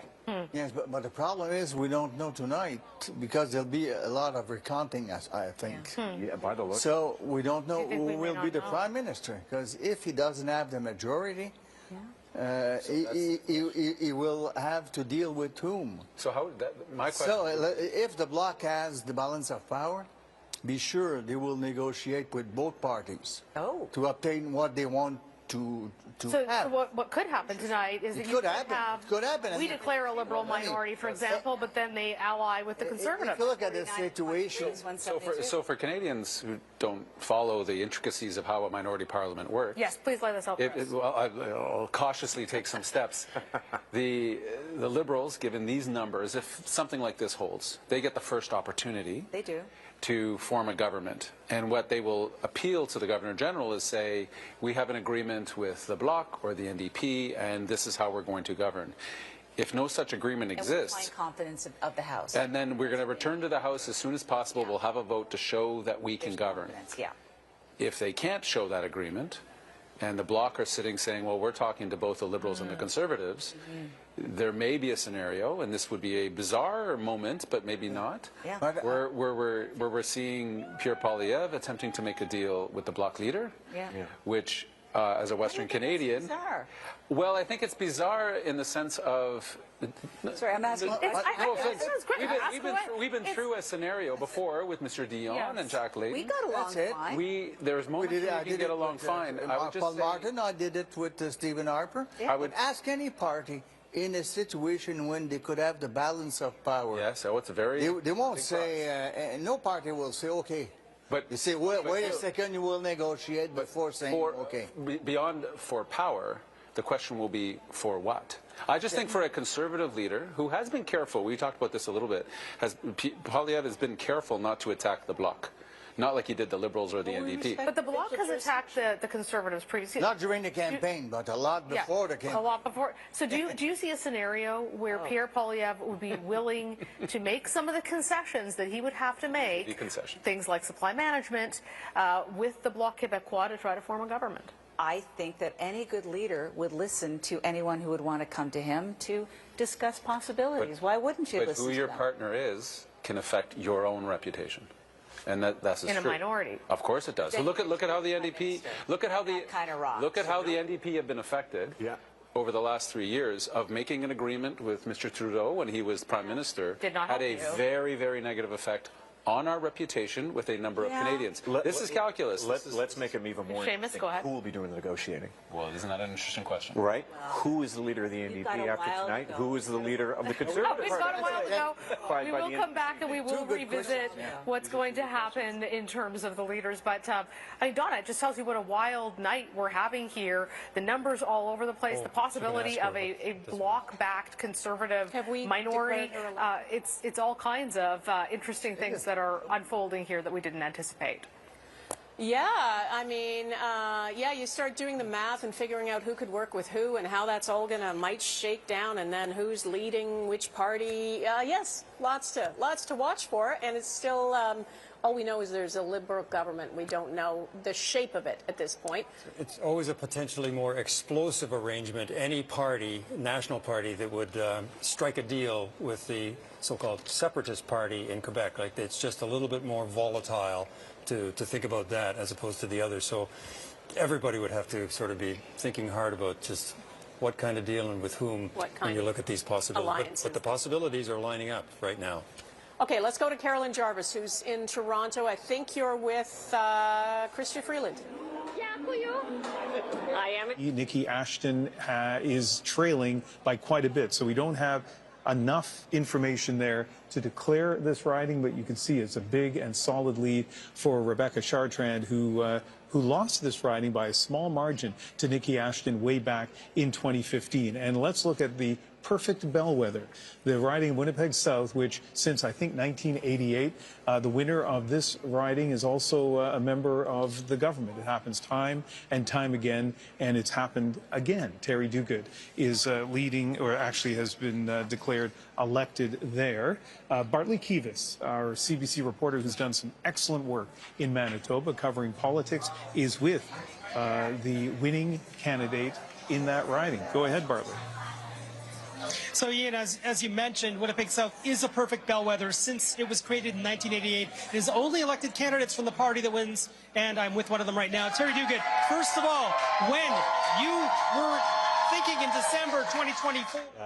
Staying in the GTA right now, another close race, Mississauga East, Cooksville. You have there Peter Fonseca leading right now over Nita Kang of the Conservatives, 170 polls reporting of 222.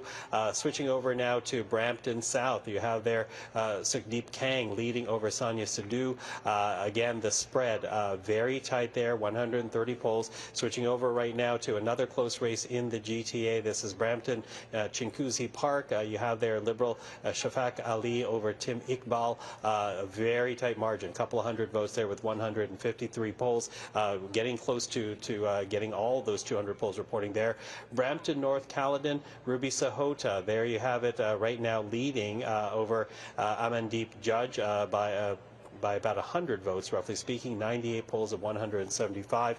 Let's keep looking at some of the tight races in the GTA, which indicates the fact that we're going to be here for quite some time as we're trying to secure the final elected in these. But the Liberal Amandeep Sodhi over Taran Shahal in Brampton Centre. And one last riding where it's also close, Brampton East, Maninder Sidhu leading over Bob Dosanjh Singh, roughly by about under 1,000 votes, I'll say. But there you go. So some tight races in the Greater Toronto area.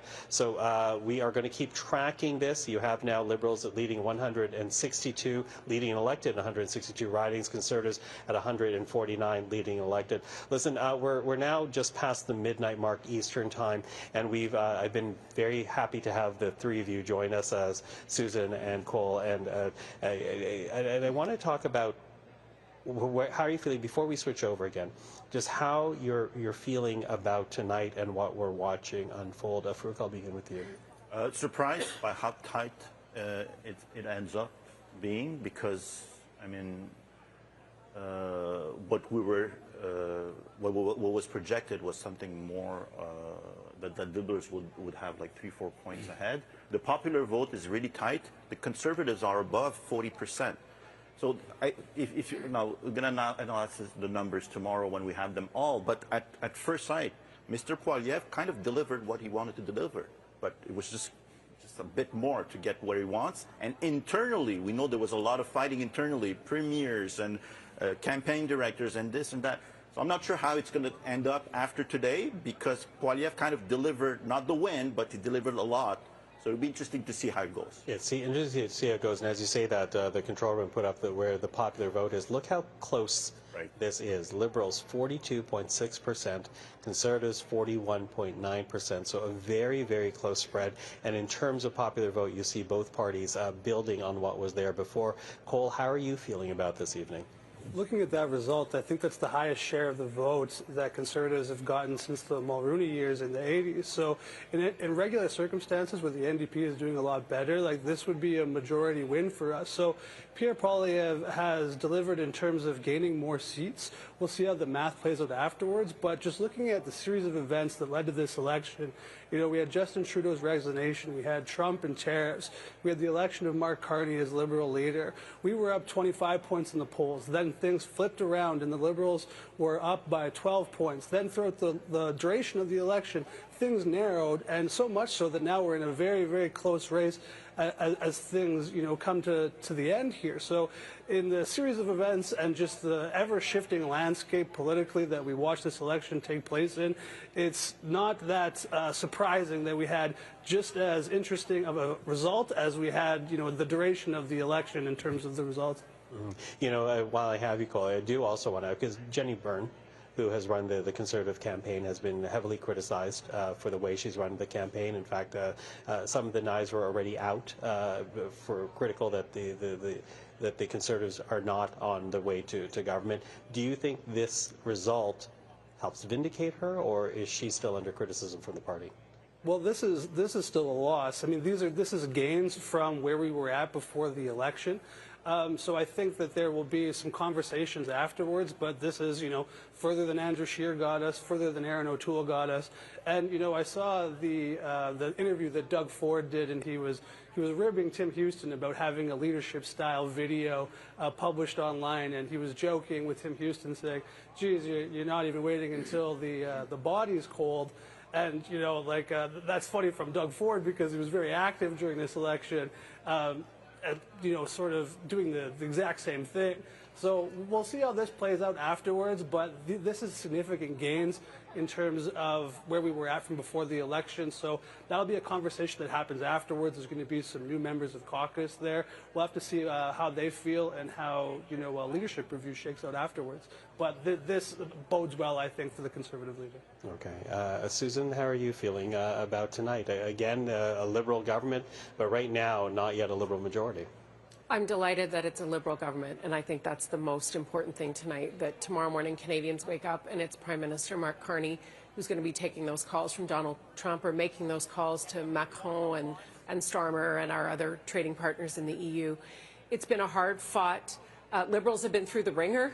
Actually, the Conservatives have been through the ringer, different kinds of ringers. They were up. They were going to... Pierre Poilievre out, and also to have the strongest possible stance against Donald Trump. Yeah. And so they've lent their votes to the Liberal Party this time.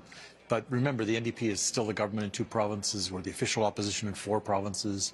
I still see a path to 12 seats there because the NDP heavily works advanced polls, and everyone knows that. I think we could still end up with 12. I think the Liberals could still end up 12 seats short of a majority. So we could still have a fairly positive outcome. But I'm not you know, trying to say that this is a good night for us. No, you're not going to sugarcoat it. You're a political scientist and recovering politician. Recovering both. So, but I think there's, you know, room to rebuild from this. Sure. And that Canadians will remember that Mark Carney is first and foremost a banker and an investment capitalist. And so when it comes time for the Parliament to try and deal with the trouble that Trump is going to cause for ordinary Canadians, there need to be those voices there to say, what are you actually going to do to make it better for ordinary people? And there'll still be at least 9 or 10, if not 12, New Democrats to raise those questions. Do you think, though, that Mr. Singh should have, earlier in the campaign, you know, we talked a lot about how Mr. Poilievre should have pivoted, and who knows if that's actually the truth given where the numbers are. But I wonder whether Mr. Singh should have pivoted earlier, whether he should have not suggested that there was some world in which he was going to be Prime Minister and should have pushed more for the balance of power and protecting the things that you're talking about. Well, it's a very short campaign we've been in, and so pivoting earlier means a week earlier, maybe? Well, no, starting from that point, maybe. Well, from the beginning, we had no idea what was going on because of Trump. We had no idea what kind of campaign it was going to be. We had no idea that this big shift would be, whether it would be lasting for Carney or there was a bump. Yeah. So for the first couple of weeks of the campaign, nobody really knew what was happening. And once we did know what was happening, he did shift very quickly. Right. What happens if he loses a seat? Well, it's always hard for leaders to lose their seat if they want to stay on as leader. And you know, I'm ultra honest. I don't know whether he'll want to stay on as leader if he loses his seat. It's going to be very difficult for him. I know it's been very hard on his family because of the threats that have been made to him. And maybe he won't wish to continue. On the other hand, the advanced polls come through. He still wins his seat. We still have 12, and the Liberals are 12 short. That's another whole thing. So that's a story you can't write yet. No, yeah, that's fair. And we'll live to see tomorrow where we actually end up. Okay. Thank you, Randall Garrison. Appreciate it. More votes, more than since 1988. So their showing is good, but it's very frustrating to not form a majority. And the Liberals are coming back with a few more seats, thanks to the collapse of the NDP and the Bloc. So I think everybody's got to come back a bit humbled and hopefully come back to Parliament, recognizing that these are the two parties that really need to work together if we want to do something on the economy and we want to deal with the issue of trade and tariffs. Because I don't know if we're going to find the dance partner with the Bloc or the NDP, potentially. So let's hope that both leaders can focus on the economy. But no, I don't think you would see a Prime Minister invite someone from the opposition to sit in a cabinet. It would be a much more informal type of arrangement. Let me throw this then to our resident romantic, and that would be James Moore. You called yourself that, not me. Is this an enemies to lovers situation, if we could put it in a... No, I mean, look, 4 months ago, Pierre Poilievre was going to win a big majority, and he didn't. Yeah. 3 weeks ago, Mark Carney was going to win a big majority, and he didn't. So I think humbled is the right word. Right. Both parties, had outstanding turnouts in terms of the popular vote mandates that they have, but it's a question of the efficiency of the vote where it's placed around the country. In terms of go forward, I mean, look, every single day we all wake up and we pour through the headlines and we see different narratives from Donald Trump about, why he's putting in what tariffs or what he's not, and he's going after China, then he's backing away. But it's about fentanyl, no, it's not. It's about borders, it's not. It's about capturing an auto sector back into the United States and repatriating investment. On a day-to-day basis, you kind of don't know. But I think, as has been shown in the past, Ron and I sat on an after council with the former government because we put country first. And I think that, any government in this certain circumstance where it looks like the Conservative Party has a massive high new floor in terms of what its vote base of support is across the country. Pierre Poilievre did extraordinarily well in terms of the number of Canadians who voted for the Conservative Party, the best result since I was, 12 years old. And that's an incredible accomplishment, but it's not efficient, and it's more rural, and it's more working class, and it didn't quite have the efficiency in terms of seats. We don't count votes, we count seats. So there's work to be done there in the long term. But yeah, I mean, you have an absolute collapse in the Democratic vote and a fall of the Bloc Québécois vote, and you see what you see in terms of the seat count. So yeah, I mean, look, there's lots to go through here in terms of the results and what it means in the long term. But specifically with Canada, U.S., I think Prime Minister Carney obviously has an obligation. He asked for a mandate to become Prime Minister to deal with the United States. And there are some really smart, thoughtful people out there who have experience with this administration from 16 to 20 and the current dynamic, who he can call upon in order to try to navigate us forward for the next couple of years. And I agree with that. But I also, I think the obligation is on Prime Minister Carney, but the obligation is also on the other members of the House of Commons who are not in government, because we are facing a national crisis. We are facing an existential threat to our economy, and so it's really important for all the members of the House of Commons to be united as often as they can. So Carney has to reach out, but also the Conservatives, I think, have to reach back too. And I think that's really what Canadians want to see, is not not a relitigation of the election and a constant at each other's throats about everything. I think we want to see our Parliament working together. Okay, let me ask, Harjo, I'll let you jump in a second, but let me ask you or Rada this question, James, and that is, when we've seen how Pierre Poilievre is in opposition for these last 10 years, now we're talking about a humbling on both sides. What does that look like now when we're debating? What does that look like when we're trying to get things passed? Is he able to do that kind of a pivot? Well, you mentioned that Mark Carney should reach out and Pierre should reach back, but also it has to go the other way. So we've got this split in the country. The issue of tariffs and Trump are important for a lot of people. The issue of affordability is important for a lot of people. So Mark Carney's platform was one of big spending and new taxes. So we also need him to work with Pierre on those issues in a new budget. So there has to be the tariff issue addressed, there has to be the national unity issue addressed, there has to be the resource economy issues addressed, there has to be taxation addressed, addressing the deficit. So all of these things fall out amongst this split that feels like it's almost down the middle from a popular vote point of view. And both leaders are going to have to come together and work on these together. While those two leaders are trying to work together and to figure this piece out, what happens with the NDP? We have Jagmeet Singh, who's currently sitting in third place in his riding. Who and what does the NDP need to do next, Tom? Wiped out in Ontario, and people like Nikki Ashton losing their seats. This is a really tough evening. Brian Massey in Windsor West. What does that say when someone Brian Massey's been there for 20 years, and I know of no one who's supported the auto sector more than Brian Massey. And yet we talked a lot about the GTA and the efficiency of the Liberal vote there, and that was proven tonight. But talk about a stealth operation. I mean, I don't think anybody saw the Conservatives running the table in southwestern Ontario the way they just did. So it was an extraordinary result on their part. And it reminds us that you can have the support of all supporters, a large group that's here at the pub here in Bowmanville, North Oshawa. And you said to them, among other things, that Doug Ford was a problem for you in this campaign. You said that he sabotaged the Conservative campaign. That's your words. You said he was a hype man for the Liberals. Take me through how you see that. Yeah, well, look, Doug Ford just went through an election. I have differences of opinion with him. I don't like how he's managed healthcare or education. But out of respect, we didn't say anything. Federal party, we didn't get in his way. When it was our turn to run an election, he couldn't stay out of our business. Always getting his criticisms and all his opinions out, distracting our campaign, trying to make it about him, trying to position himself as some kind of political genius that we needed to be taking cues from. Was it him specifically? Was it his campaign manager, Corey, tonight? Do you see Doug Ford as a problem for the Federal Party in the outcome of this race? I see Doug Ford as a problem for Ontario and for Canada.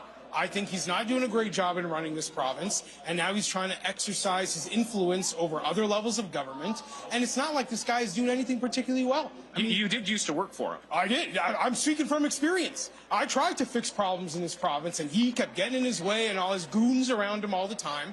They wouldn't make anything better, and now we're seeing him because this guy's a political genius because he beat Bonnie Crombie and Stephen Del Duca, and now we got to sit around getting advice from him? No. He has taken the provincial Conservative Party and turned it into something hollow, unprincipled, something that doesn't solve problems. He's glad-handing with Chrystia Freeland, having coffees and lattes with Mark Carney, and I'm sitting here saying we need to be fighting for change and something new and something different, not being a hype man to the Liberal Party. Some would argue that the challenge within the federal Conservative movement is that there are these divisions, divisions that in some ways you're outlining tonight, and that it is the thing that stops or prevents, holds back the Federal Party from the majority government that it seeks. Do you see that as a possible outcome to some of the fractions and frictions that exist within the Federal Party? There is a lot of unity from Conservatives across the board. Peter MacKay and Stephen Harper and Jason Kenney, James Moore, all sorts of people who've been part of our movement for a long time, united behind Pierre. There are opportunists like Doug Ford, and I think it's not about ideology or differences of beliefs. It is about some people believing our purpose as Conservatives is to be an alternative to what the Liberals offer, and then there are people like Doug Ford who are opportunists, and I reject that outright. Do you have any leadership ambitions? Look, we have a leader of our party right now. We're still waiting in for the final seat counts. I don't know what tomorrow holds. My focus, though, is on all the young people, all the parents, the moms, the dads who came to us and trusted us to offer an alternative, a brighter future. We're going to see that through. We're going to keep fighting, and when the next federal election comes around, Conservatives will earn the trust of more voters, and we will bring home a victory nationally. My last question to you looks at the results. As we speak here right now, 160 for the Liberals, 151 for your Conservatives. This is a lot closer of a race than some had expected. Why do you think that is? Well, look, I think a lot of people misunderstood just the frustration that Canadians felt. All these polls that showed Conservatives far below the Liberals, I think we're missing how many young people saw our party as the party of dreamers and hustlers and strivers and builders. That is our identity for young people, and we are going to continue offering them that vision for Canada. As we continue to see progress made, earning more trust, growing our party, getting more union support, police support, young families, working class families, I think we will see this identity that Pierre Poilievre has helped develop crystallize further, and our party will only go up from here. Jamil Jivani, thank you very much and congratulations. Thank you. Okay, Adrian, I will turn back to you. And we knew it was going to be a hard one, and we're fighting it to the end. What have you been hearing from the residents here? That crime is the #1 issue for many residents. For the Jewish community, it's anti-Semitism. For parts of North Toronto, it's the car theft and the break-ins. And the Italian community is a general feeling of being unsafe. And that's a big issue. The economy is a big issue. And immigration is a big issue. And considering the voting history in this riding, having it be a Liberal stronghold, I mean, you had an uphill battle from the beginning. Given how close this race is tonight, and if you take it, what do you think that says about what what the voters here want? Well, the voters here want change, and they know that it was a change election and that the Conservatives represented change. And so, you know, I did build a relationship with the community over my time as a city councillor, and, you know, I think that I represented the community well, and so I hope I get the chance to do that again. Thank you so much for that, Karen. Thank you. And so there you have it. We're still waiting for the results, and it is too close to call here in Eglinton Lawrence past midnight. So certainly a crowd, and they're actually all quieting down because I think some of them are realizing that we're hitting from here.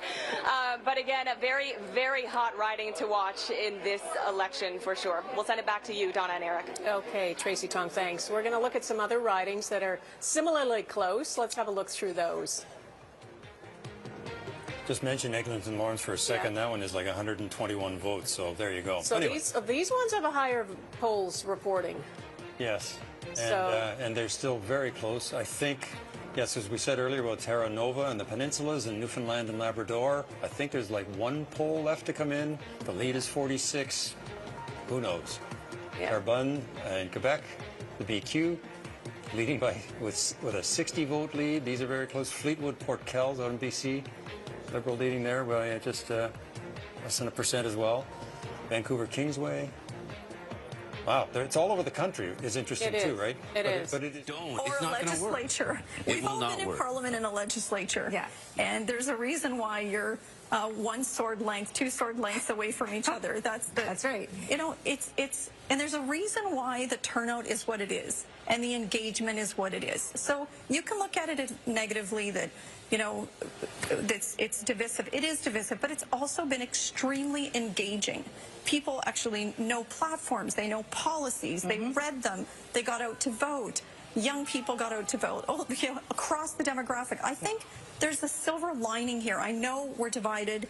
We're going to have to work together.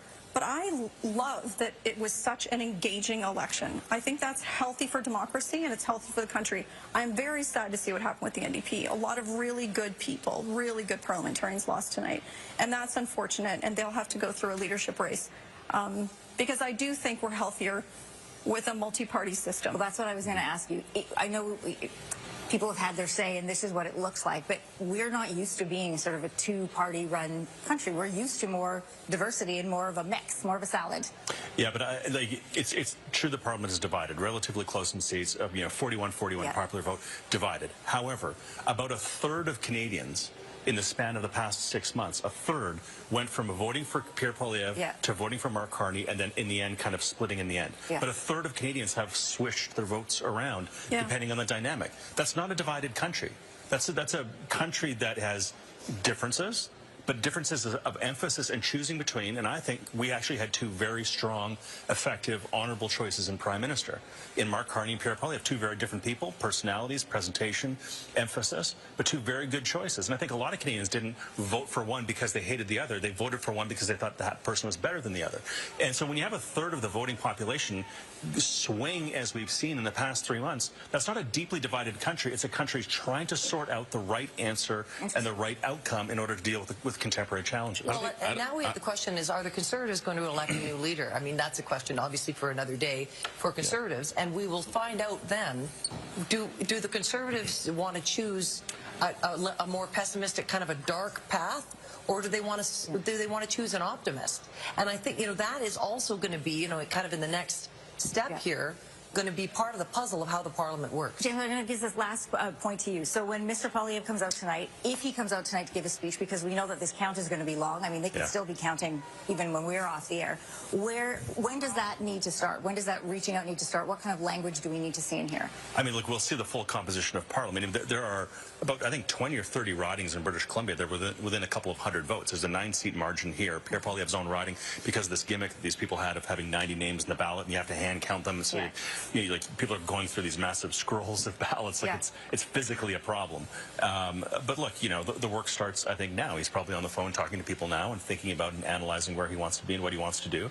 And also, I think on a personal basis, we don't talk about this a lot because I think there's a barrier here about about these things and respecting people's privacy. But Pierre Poilievre has a young family. He's been at this for over 21 years. He has had extraordinarily successful results tonight. He's added to the seat counts. He got more votes than Stephen Harper ever got as a percentage of the population. population of people, and Stephen Harper won 3 governments. Pierre fell short tonight.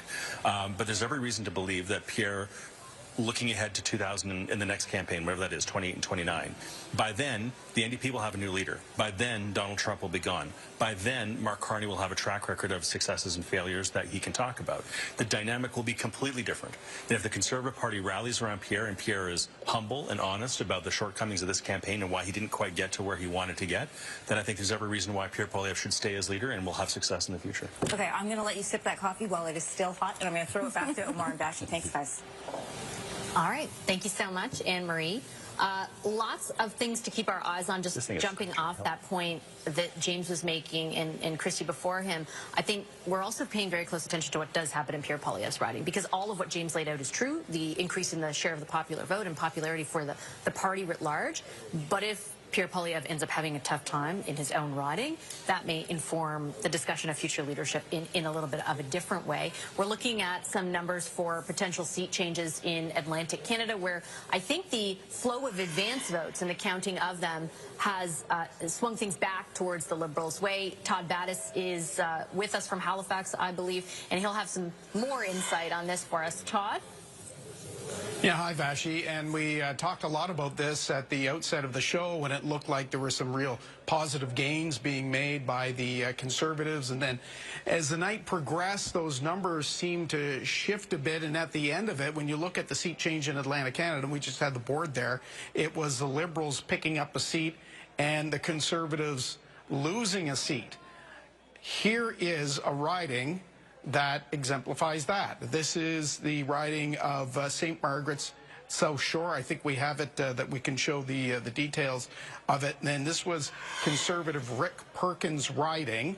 He was the incumbent, and he lost by a huge amount in the end, with still one poll. They're encouraged by their gains that they've made. They're encouraged by the amount of popular vote that they're getting. But of course, one thing that's hanging in this room is that Pierre Poilievre has not won his seat yet. In fact, he appears to be trailing in his seat. We are hearing that he is set to talk in a few minutes, but they did play the Jamil Jivani interview here. At the same time, obviously, it was on the CBC broadcast, and there was a lot of applause in the room for the things that he was saying. There was a lot of hollering and cheers from the people in this room who feel that Doug Ford's interventions in this campaign were not helpful, and they did not advance the Conservative cause in this very competitive election. So this ongoing rift appears to still be taking place within this party, and we'll be watching to see how it manifests over the next few days.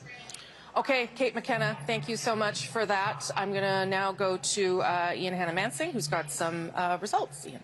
Yeah, well, let's take a look at Greater Vancouver and see how the NDP are doing there in terms of seat change, first of all. So we'll put that up on the screen, I hope, or if we don't, then I will, yeah, there we go. So this is vote change in Greater Vancouver, and you see the Liberals. Conversation tells you something about how motivated the Liberals were, in particular, to score that victory. But I think what we're seeing tonight is like a surprising amount of strength in Ontario and in Atlantic Canada from the Conservatives. You know, strength that wasn't necessarily picked up in national polling leading up to tonight. Yeah, Ben, let me bring you in. I mean, what do you make of that strength in Ontario? Well, I think there, like I said earlier tonight, I think part of the modeling that pollsters use is based on previous elections, and this is something we've never seen before. So this will get baked in for the next election, which, based on the numbers that we're seeing, could be 9 to 18 months away. Because I honestly, I have no idea who the Liberals work with in order to get any legislation passed. Yeah, I mean, it's shaping up to be a pretty late night. We know that the Conservative leader is watching the results as they come in a nearby hotel. We are expecting him to speak in the next half an hour, perhaps a little bit longer. But, you know, when he does speak, Alex, what kind of message do you think we're going to hear from him? Well, obviously, despite it being a close race and still, they're within striking distance, obviously it's a disappointment. They had a 25-point lead leading into 2025. That evaporated. The fact that the Liberals are leading right now, I mean, if you told me that in December, I wouldn't believe you, which is why I don't make predictions in politics anymore.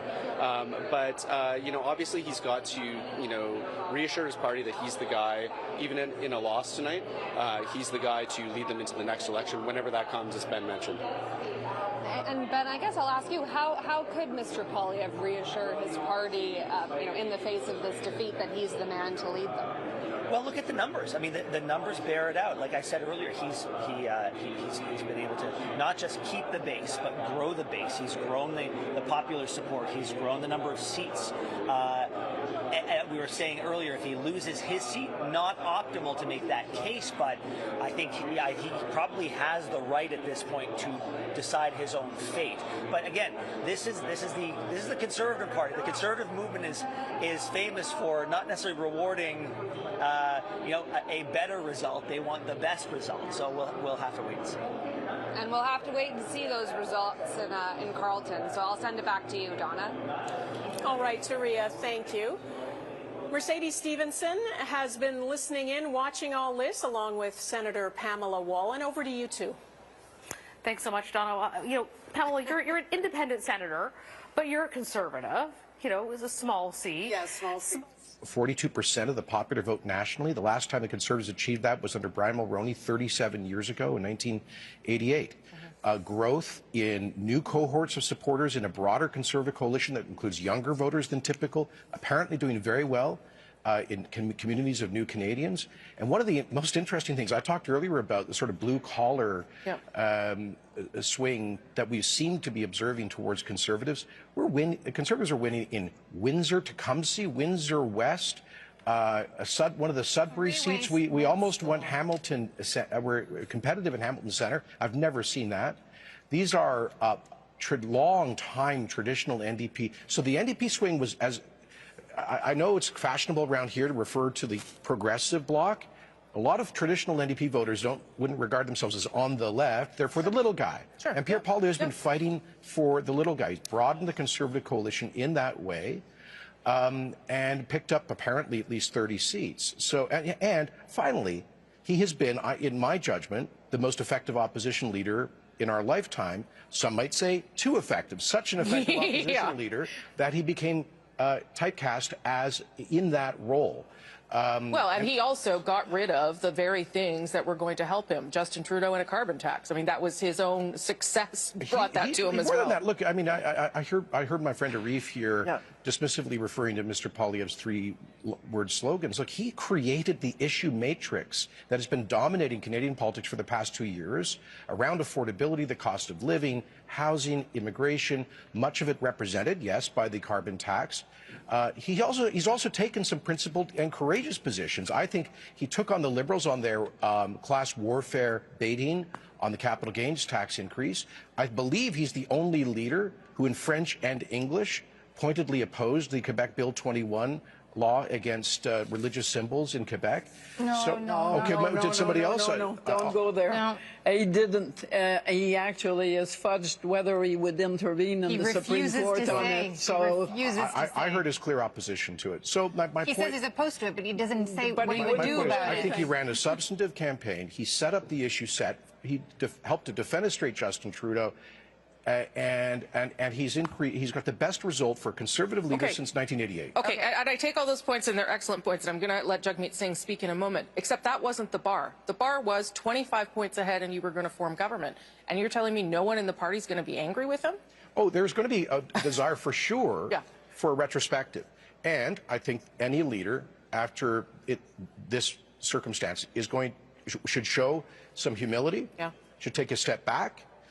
And I think the important thing is, does a leader have the ability to learn and to grow? I think we've seen him modify his tone, his approach, his issue focus over the past several months. I think that demonstrates such an ability. He'll have to demonstrate that to the party, but I don't see anybody gunning for his job. Yeah, I'm not saying his leadership's in any trouble, but he needs to reflect on why he's not going to be Prime Minister tomorrow, because a large part of it was The leader was the biggest liability for the party. The strategy that the party pursued, at least for the first part of the campaign, was clearly wrong. He bears responsibility for that. So he should clearly have to answer some questions to the party. It's also very dangerous to take for granted for both the Liberals and the Conservatives that the NDP weakness in this election is something that will be permanent. On the contrary, I don't know what Mr. Singh is going to say, but at this point, it's not really hard to imagine that it could be stronger with a stronger leader than it has been over the past 3 elections. Conservatives picked up, leading or elected 6 more. Liberals 4, but look at this, the collapse of the NDP. They are down. Last time, the NDP won 12 seats in BC, half of their whole national total, so they are quite a bit down, including Jagmeet Singh, who's actually in 3rd place in his own riding. So a tough night for the NDPers in BC tonight. Here are some of the ridings where, you know, there's so many ridings that are so close. Sukhman Gill elected in Abbotsford South Langley. He is that 25-year-old Conservative candidate who, not very experienced, but the party picked him over a seasoned veteran MLA, Mike de Jong, but he won there handily. Port Moody, Coquitlam, you've got Paul Lambert. The suburbs, very important to both all the parties. Jeff Kibble, Cowichan, Malahat, the Conservatives leading there. And Aaron Gunn, controversial candidate in the North Island for some of his comments about residential schools. He's leading up there. Chacow, Richmond Centre, Marpole leading, the Conservative leading there. So we're going to keep an eye on a lot of these tight races here in BC. Back to you, Omar Vashi. All right, Mijung, thank you so much. And I'm being told right now that NDP leader Jagmeet Singh is about to speak in Burnaby. Let's just listen in to see what he has to say.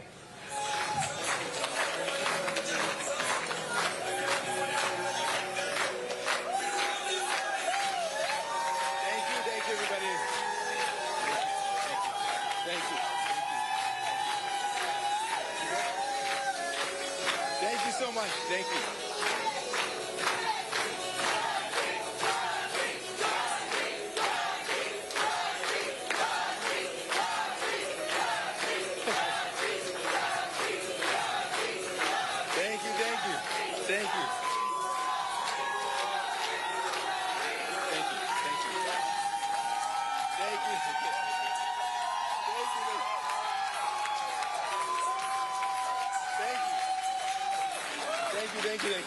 We're good. Thank you. Thank you. That was very nice of you, very sweet of you all. Thank you so much.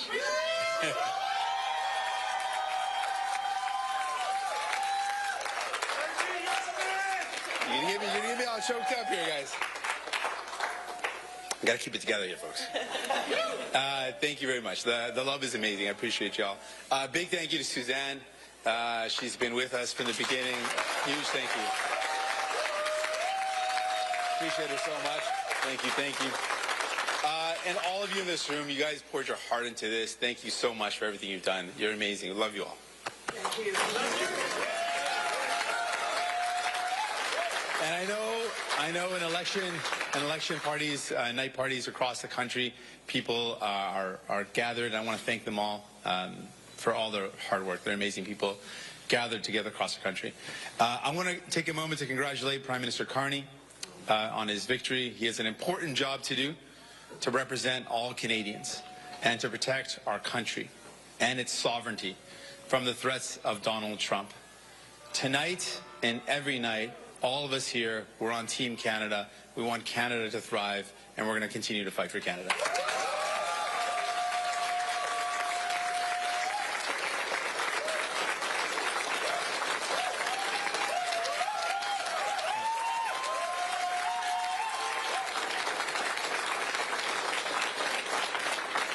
I want to congratulate all the other leaders on a hard-fought campaign. It's been the honor of my life to represent the people of Burnaby Central. Tonight they chose... Thank you.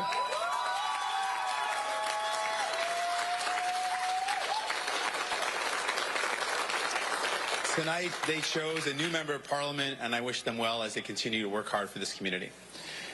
Obviously, I know this night is a disappointing night for New Democrats. We had really good candidates that lost tonight. I know how hard you worked. I spent time with you. You're amazing. I'm so sorry you're not going to be able to represent your communities. I know you're going to continue to fight for them. I know on how many doors you knocked, how many family dinners you missed, how many nights your kids went to bed without you there to tuck them in. I know it was a tough sacrifice, and I just want to thank, and we can get a round of applause to every single candidate that ran for us. Thank you.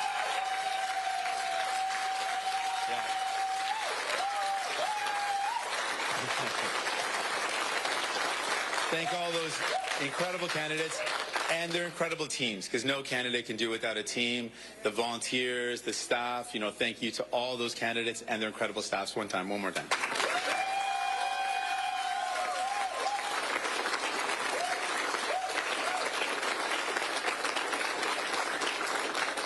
Choosing to commit your life to politics obviously comes with some sacrifice, but we choose this life because of the chance to change the country we love for the better.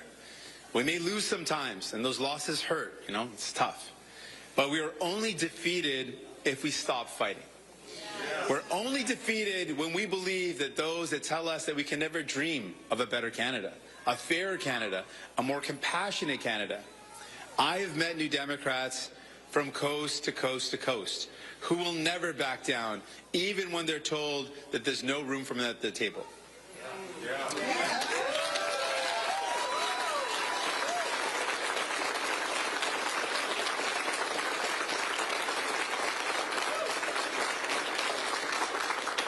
We make room for everyone because we believe that there is enough wealth in Canada for all of us to live the life that we deserve.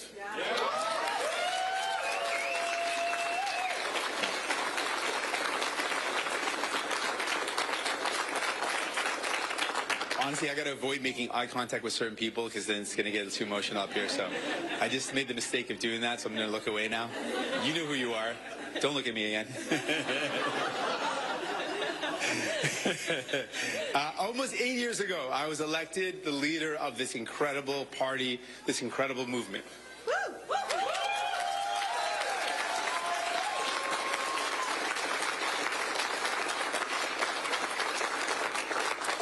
I've worked really hard to be worthy of this trust, to live up to the legacy of our movement.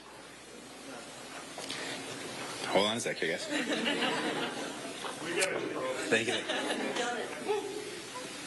One more sec.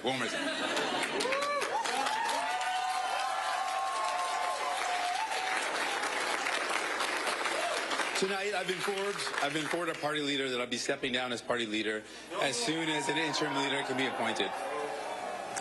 Now, I could not have done this incredible job without, here's a point, give me a second to break down a bit. I couldn't have done it without the incredible support of my wife, Good Kidden.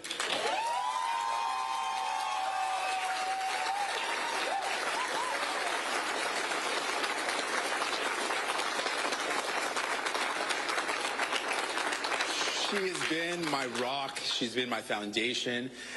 For the past couple years, I've been regretting that I didn't thank her on the night of the last election. So this is my opportunity to make up for it. She has literally been my rock. I couldn't have done this without her. She's backed me up and supported me.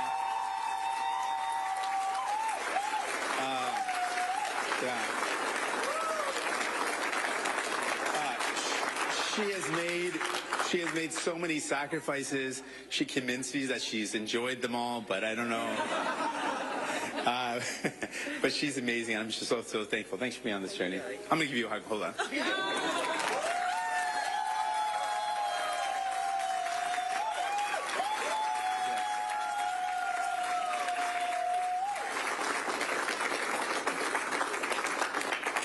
Also, I might break down this part because and Anhad and Dani, my daughters, remind me of the future. God damn it, that we are fighting for.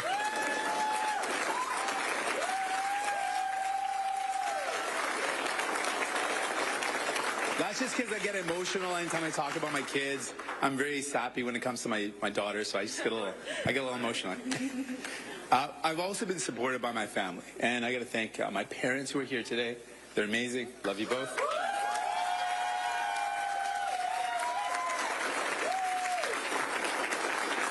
My brother, I wouldn't have been on this journey without my brother, so big shout out to my brother, Carlton.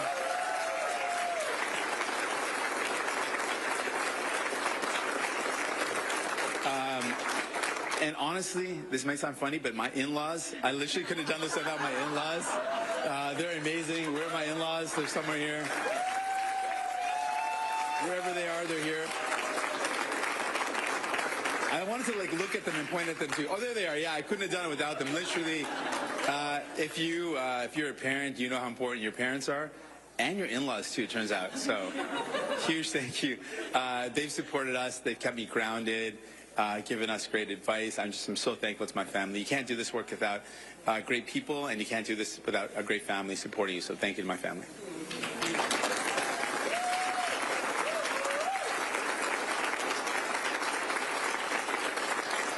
I'm spilling my water and everything. It's getting a little bit.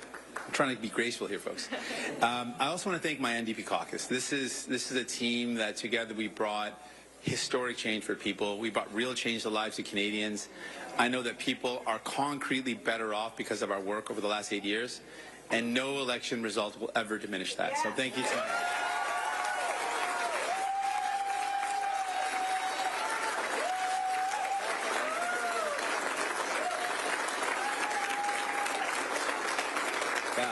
My caucus, honestly, I'm so thankful to them all. We did some incredible work together. Seriously, every one of you, thank you from the bottom of my heart.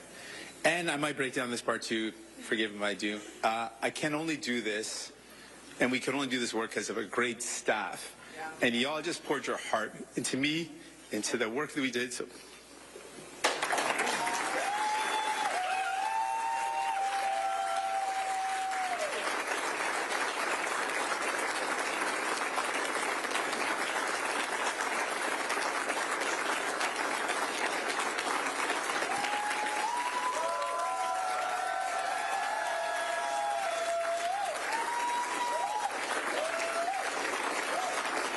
Good thing that there's water here. This water is very strategically placed for me, so it's very lucky that I have. I might need a couple more glasses, so just if anyone can help me out on that, that'd be great.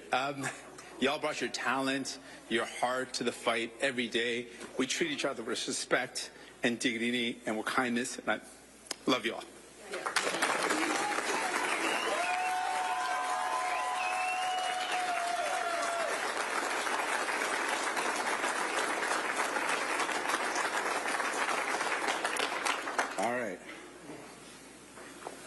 We're almost there, folks. I got a couple other things I really want to get off my chest here. One other thing is, nothing's too spicy. It's just good stuff. I often speak about something my mom taught me. It's a Sikh teaching of Chardi Kala. And this is something fundamental to who I am. And it means, the words break down. Chardi means rising, and Kala means spirits. And it's something that it captures a big part of who I am. And it's the idea that in the fight for justice, in the fight for fairness, in the fight that we fight, we want to have optimism in the face of struggle. We want to have a defiant optimism. It's like this eternal resilience. And this is the spirit that I carry tonight. Obviously, I'm disappointed that we could not win more seats. But I'm not disappointed in our movement. I'm hopeful for our party. I know that we will always choose hope over fear, and optimism over despair, and unity over hate. New Democrats literally built this country.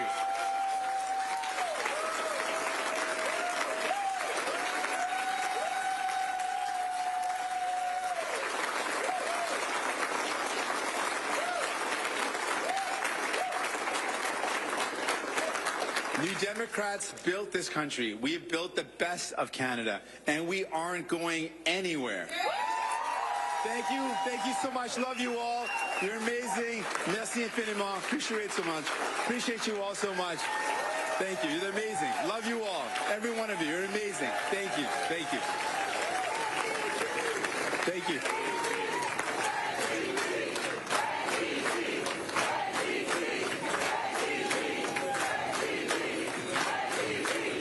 NDP leader Jagmeet Singh there, giving his wife a hug, an incredibly news-making and poignant speech. Mr. Singh announcing that he will step down as leader of the NDP after failing to retain his own seat or official party status for New Democrats. He says he'll stay on until an interim leader is selected, stopping himself, Omar, a number of times from crying. Clearly a very, very emotional night for Mr. Singh and a hugely consequential decision for him. And not a speech that any politician wants to give. I mean, Mr. Singh was humble, he was gracious, he was emotional, talking about the sacrifice that is carrying his daughter right there, talking about the sacrifice that public service takes on a family, especially a young family as he's got. But, you know, regardless of, I think, what political stripes you wear, the fact that you had somebody like him in Canadian politics, that you had somebody like him break historic ground, and really somebody who's living the promise of possibility in this country, right? Inspiring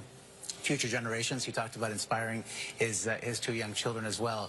But, you know, obviously a very difficult showing in his riding and difficult for him personally. There will be a lot of soul searching that comes from this. And history will decide whether, you know, how effective he was as a leader or not. But the fact that he played the game, the fact that he entered the race and was in it makes the country better, certainly. Yeah, definitely. I think to be fair, though, the outcome of this election also determined, you know, is a rendering on his leadership to a certain degree.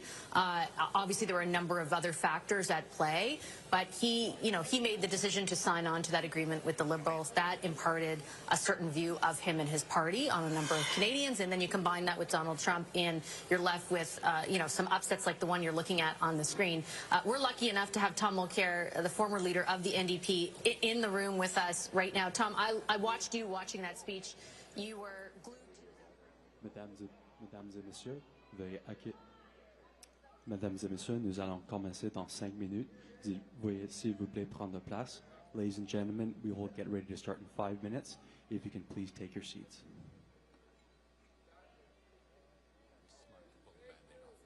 Just get in front of the microphone, go through that very emotional state, while the people that he wanted to thank were all there, physically in front of him, spoke very movingly with his wife, carried his little daughter on his shoulders as he went out, and just said, you know, it's going to take a little while to find an interim leader. It's actually a relatively easy process in the NDP, mostly the caucus involved in that, and they'll live to fight another day. It's been very tough for him this campaign.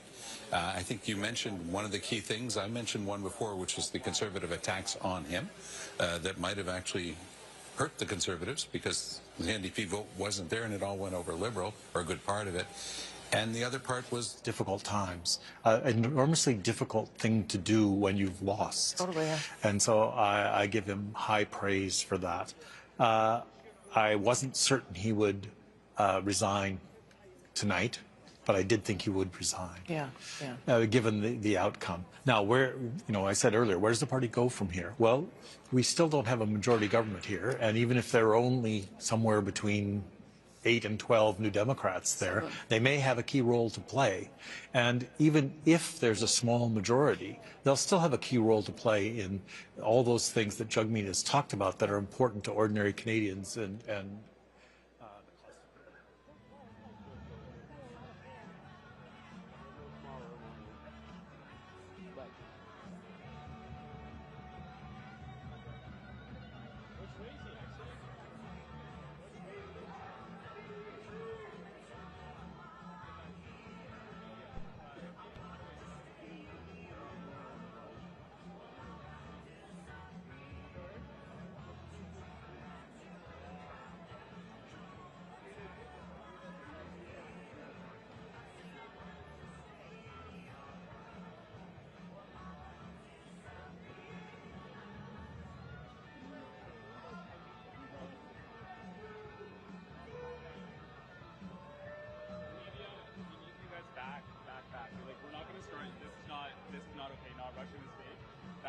back at your location. No, we're not going to start until media have moved back to their places. This is not a media space.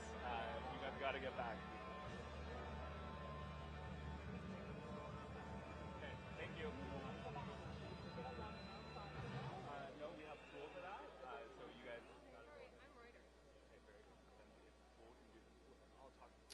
Mesdames et messieurs, Veuillez accueillir chaleureusement Anna Poilievre.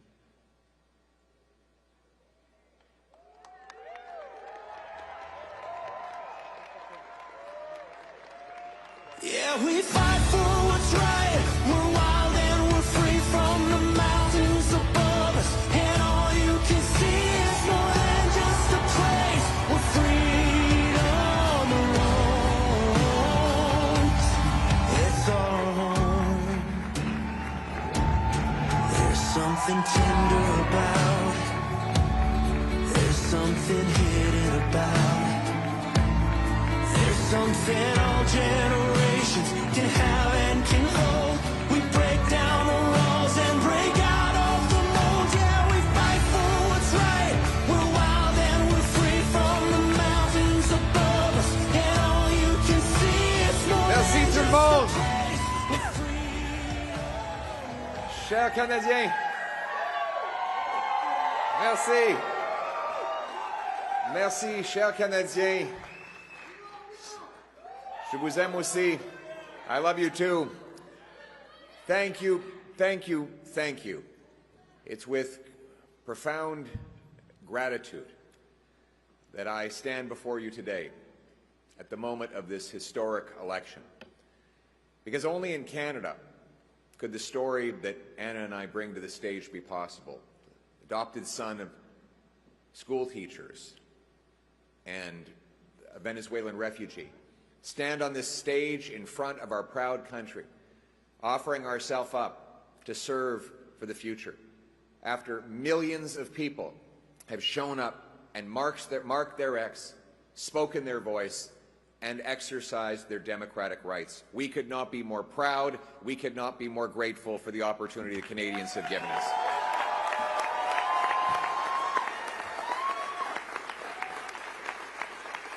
And speaking now of Anna, I want to take a moment to thank my incredible wife. She's been by my side. She's my rock. I love and cherish you and our little ones more than you'll ever know. And I could not have done any of this without you. Thank you so much. I love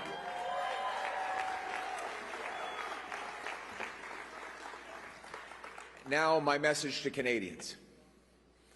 The promise that was made to me and to all of you is that anybody from anywhere could achieve anything, that through hard work you could get a great life, you could have a nice, affordable home on a safe street.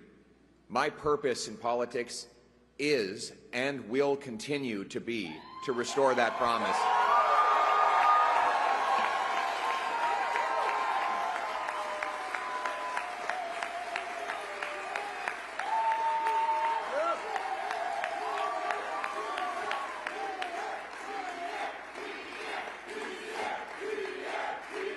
Thank you. To the candidates who ran under our banner as Conservatives, to the volunteers who knocked on the doors, made phone calls, put up lawn signs, rallied at our events, donated their hard-earned money to our cause, I thank you from the bottom of my heart. To the millions of people who voted for the Conservative Party and put their hopes and dreams in our vision, thank you. It will be an honor to continue to fight for you and to be a champion of your cause as we go forward.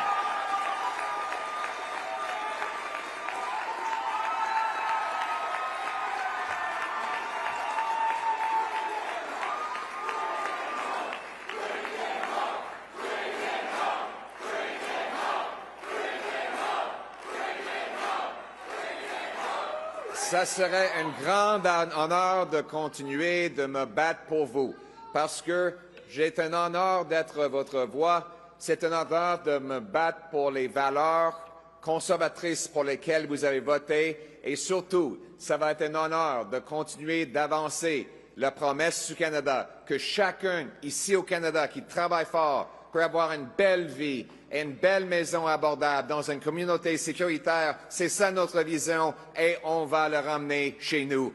Merci beaucoup. To my fellow Conservatives, we have much to celebrate tonight. We've gained well over 20 seats. We got the highest share of vote. our party has received since 1988. We denied the NDP and Liberals enough seats to form a coalition government, meaning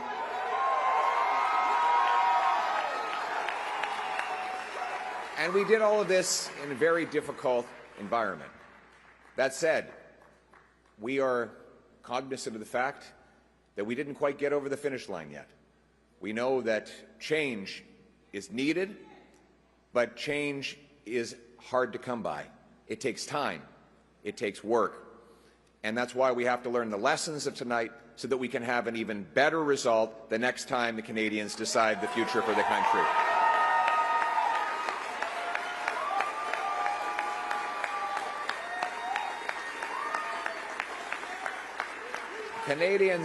Canadians have opted for a razor-thin minority government, a virtual tie in the vote count. So I would like to congratulate Prime Minister Carney on leading this minority government. We'll have plenty of opportunity to debate and disagree, but tonight we come together as Canadians. We will do our job. Yes, we will do our job to hold the government to account. But first, we congratulate people from all political backgrounds on participating in the democratic process. And as I said, while we will do our constitutional duty of holding government to account and proposing better alternatives, we will always put Canada first as we stare down tariffs and other irresponsible threats from President Trump. Conservatives will work with the Prime Minister and all parties with the common goal of defending Canada's interests and getting a new trade deal that puts these tariffs behind us while protecting our sovereignty and the Canadian people.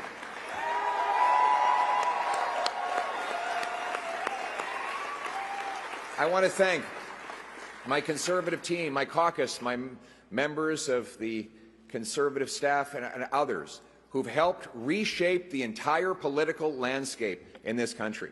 Conservatives have achieved major breakthroughs tonight.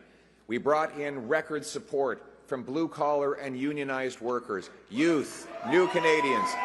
We gave voices to countless people across this country who've been left out and left behind for far too long. We won the big debates of our time on the carbon tax, on inflation, on housing, on the drug crisis, on crime. Conservatives have been leading the debate, and we will continue to put forward the best arguments to improve the lives of our people right across this country. But we will not stop there. Every single day, our Conservative caucus and I will be holding the government to account on behalf of the millions of Canadians who believed in the message of change. En tant que parti, on a grandement élargi notre soutien et chaque jour, le caucus conservateur et moi allons travailler à Ottawa pour rendre des comptes du gouvernement au nom des millions de Canadiens qui ont décidé de voter pour un vrai changement. J'ai eu l'honneur de parcourir le pays et parler aux milliers de personnes qui ont partagé leurs préoccupations, leurs peines, leurs espoirs. Everywhere I went, hard-working people took precious time out of their day to tell me about their struggles, their pain, their fears, but also their hopes and dreams. Welders and waitresses, farmers and factory workers, seniors, small business owners, and single mothers. Young Canadians and young families pleading for the chance to own a home. Parents who worried that their kids would never be able to move out of their home. Grandparents who saw their grandchildren suffering from the shortfalls of our economy, and countless others who are afraid to go outside because of the rising wave of crime.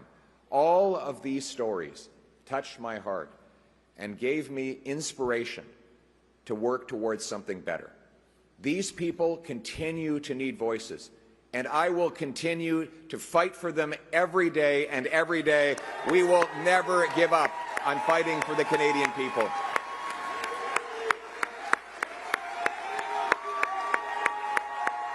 Thank you. We hear your stories. We will carry those stories with us into Parliament.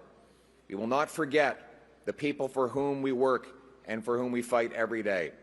Now, I know that some of you might be disappointed that change did not get over the finish line tonight.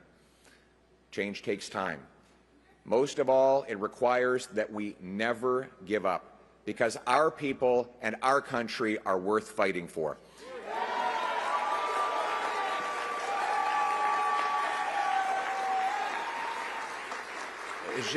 Je vous ai entendu et j'ai apporté vos histoires avec moi tout au long de cette campagne. Et vos histoires vont rester avec moi lorsque je me bats avec mon équipe conservatrice pour vous défendre et pour avancer vos intérêts.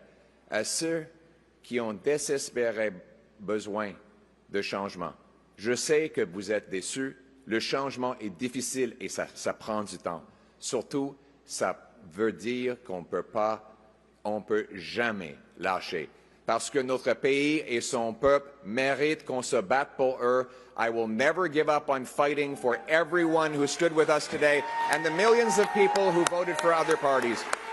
And so, my message tonight, for the single mother working 2 jobs but still has an empty fridge and an empty bank account, for the young people who despair at never being able to afford a home, for the seniors on fixed incomes whose savings are eroded by inflation and no longer feel safe in their local neighborhood parks, for those who are now living in fear and terror because of crime, for those worried about losing their jobs because of unacceptable tariffs from the United States of America, for all of those who feel left behind and forgotten, my message is one of hope. Change will take time, but we will fight for that change, and we will deliver that change. And we will never give up on fighting for the great Canadian promise that anyone from anywhere can achieve anything, that hard work gets you a great life in a beautiful house on a safe street protected by our brave troops under our proud flag. Canada first, Canada always. Let's bring it home. Thank you very much, Canada. Merci beaucoup, Canada. Yeah, we fight for what's right. We're wild and we're free from the mountains above us. And all you can see is more than just a place where freedom roams. It's our home. There's something tender about it. There's something hidden about it. There's something all generations can have and can hold. We break down the walls and break out of the mold. Yeah, we fight for what's right. We're wild and we're free from the mountains above us. And all you can see is more than just a place where freedom roams. It's our home.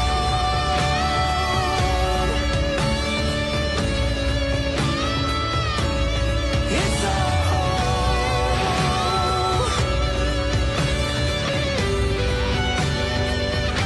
There's something nostalgic about it. There's something brand new about it. Yeah, you'll leave and you'll miss it, then come back and kiss it. You'll travel the distance, we're so proud of it. We fight for what's right. We're wild and we're free from the mountains above us. And all you can see is more than just a place where freedom roams. It's our home.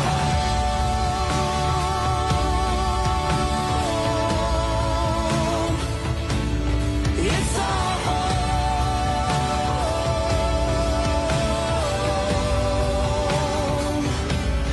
It's our home. Yeah, we fight for what's right. We're wild and we're free from the mountains above us. And all you can see is more than just a place where freedom roams. It's our home.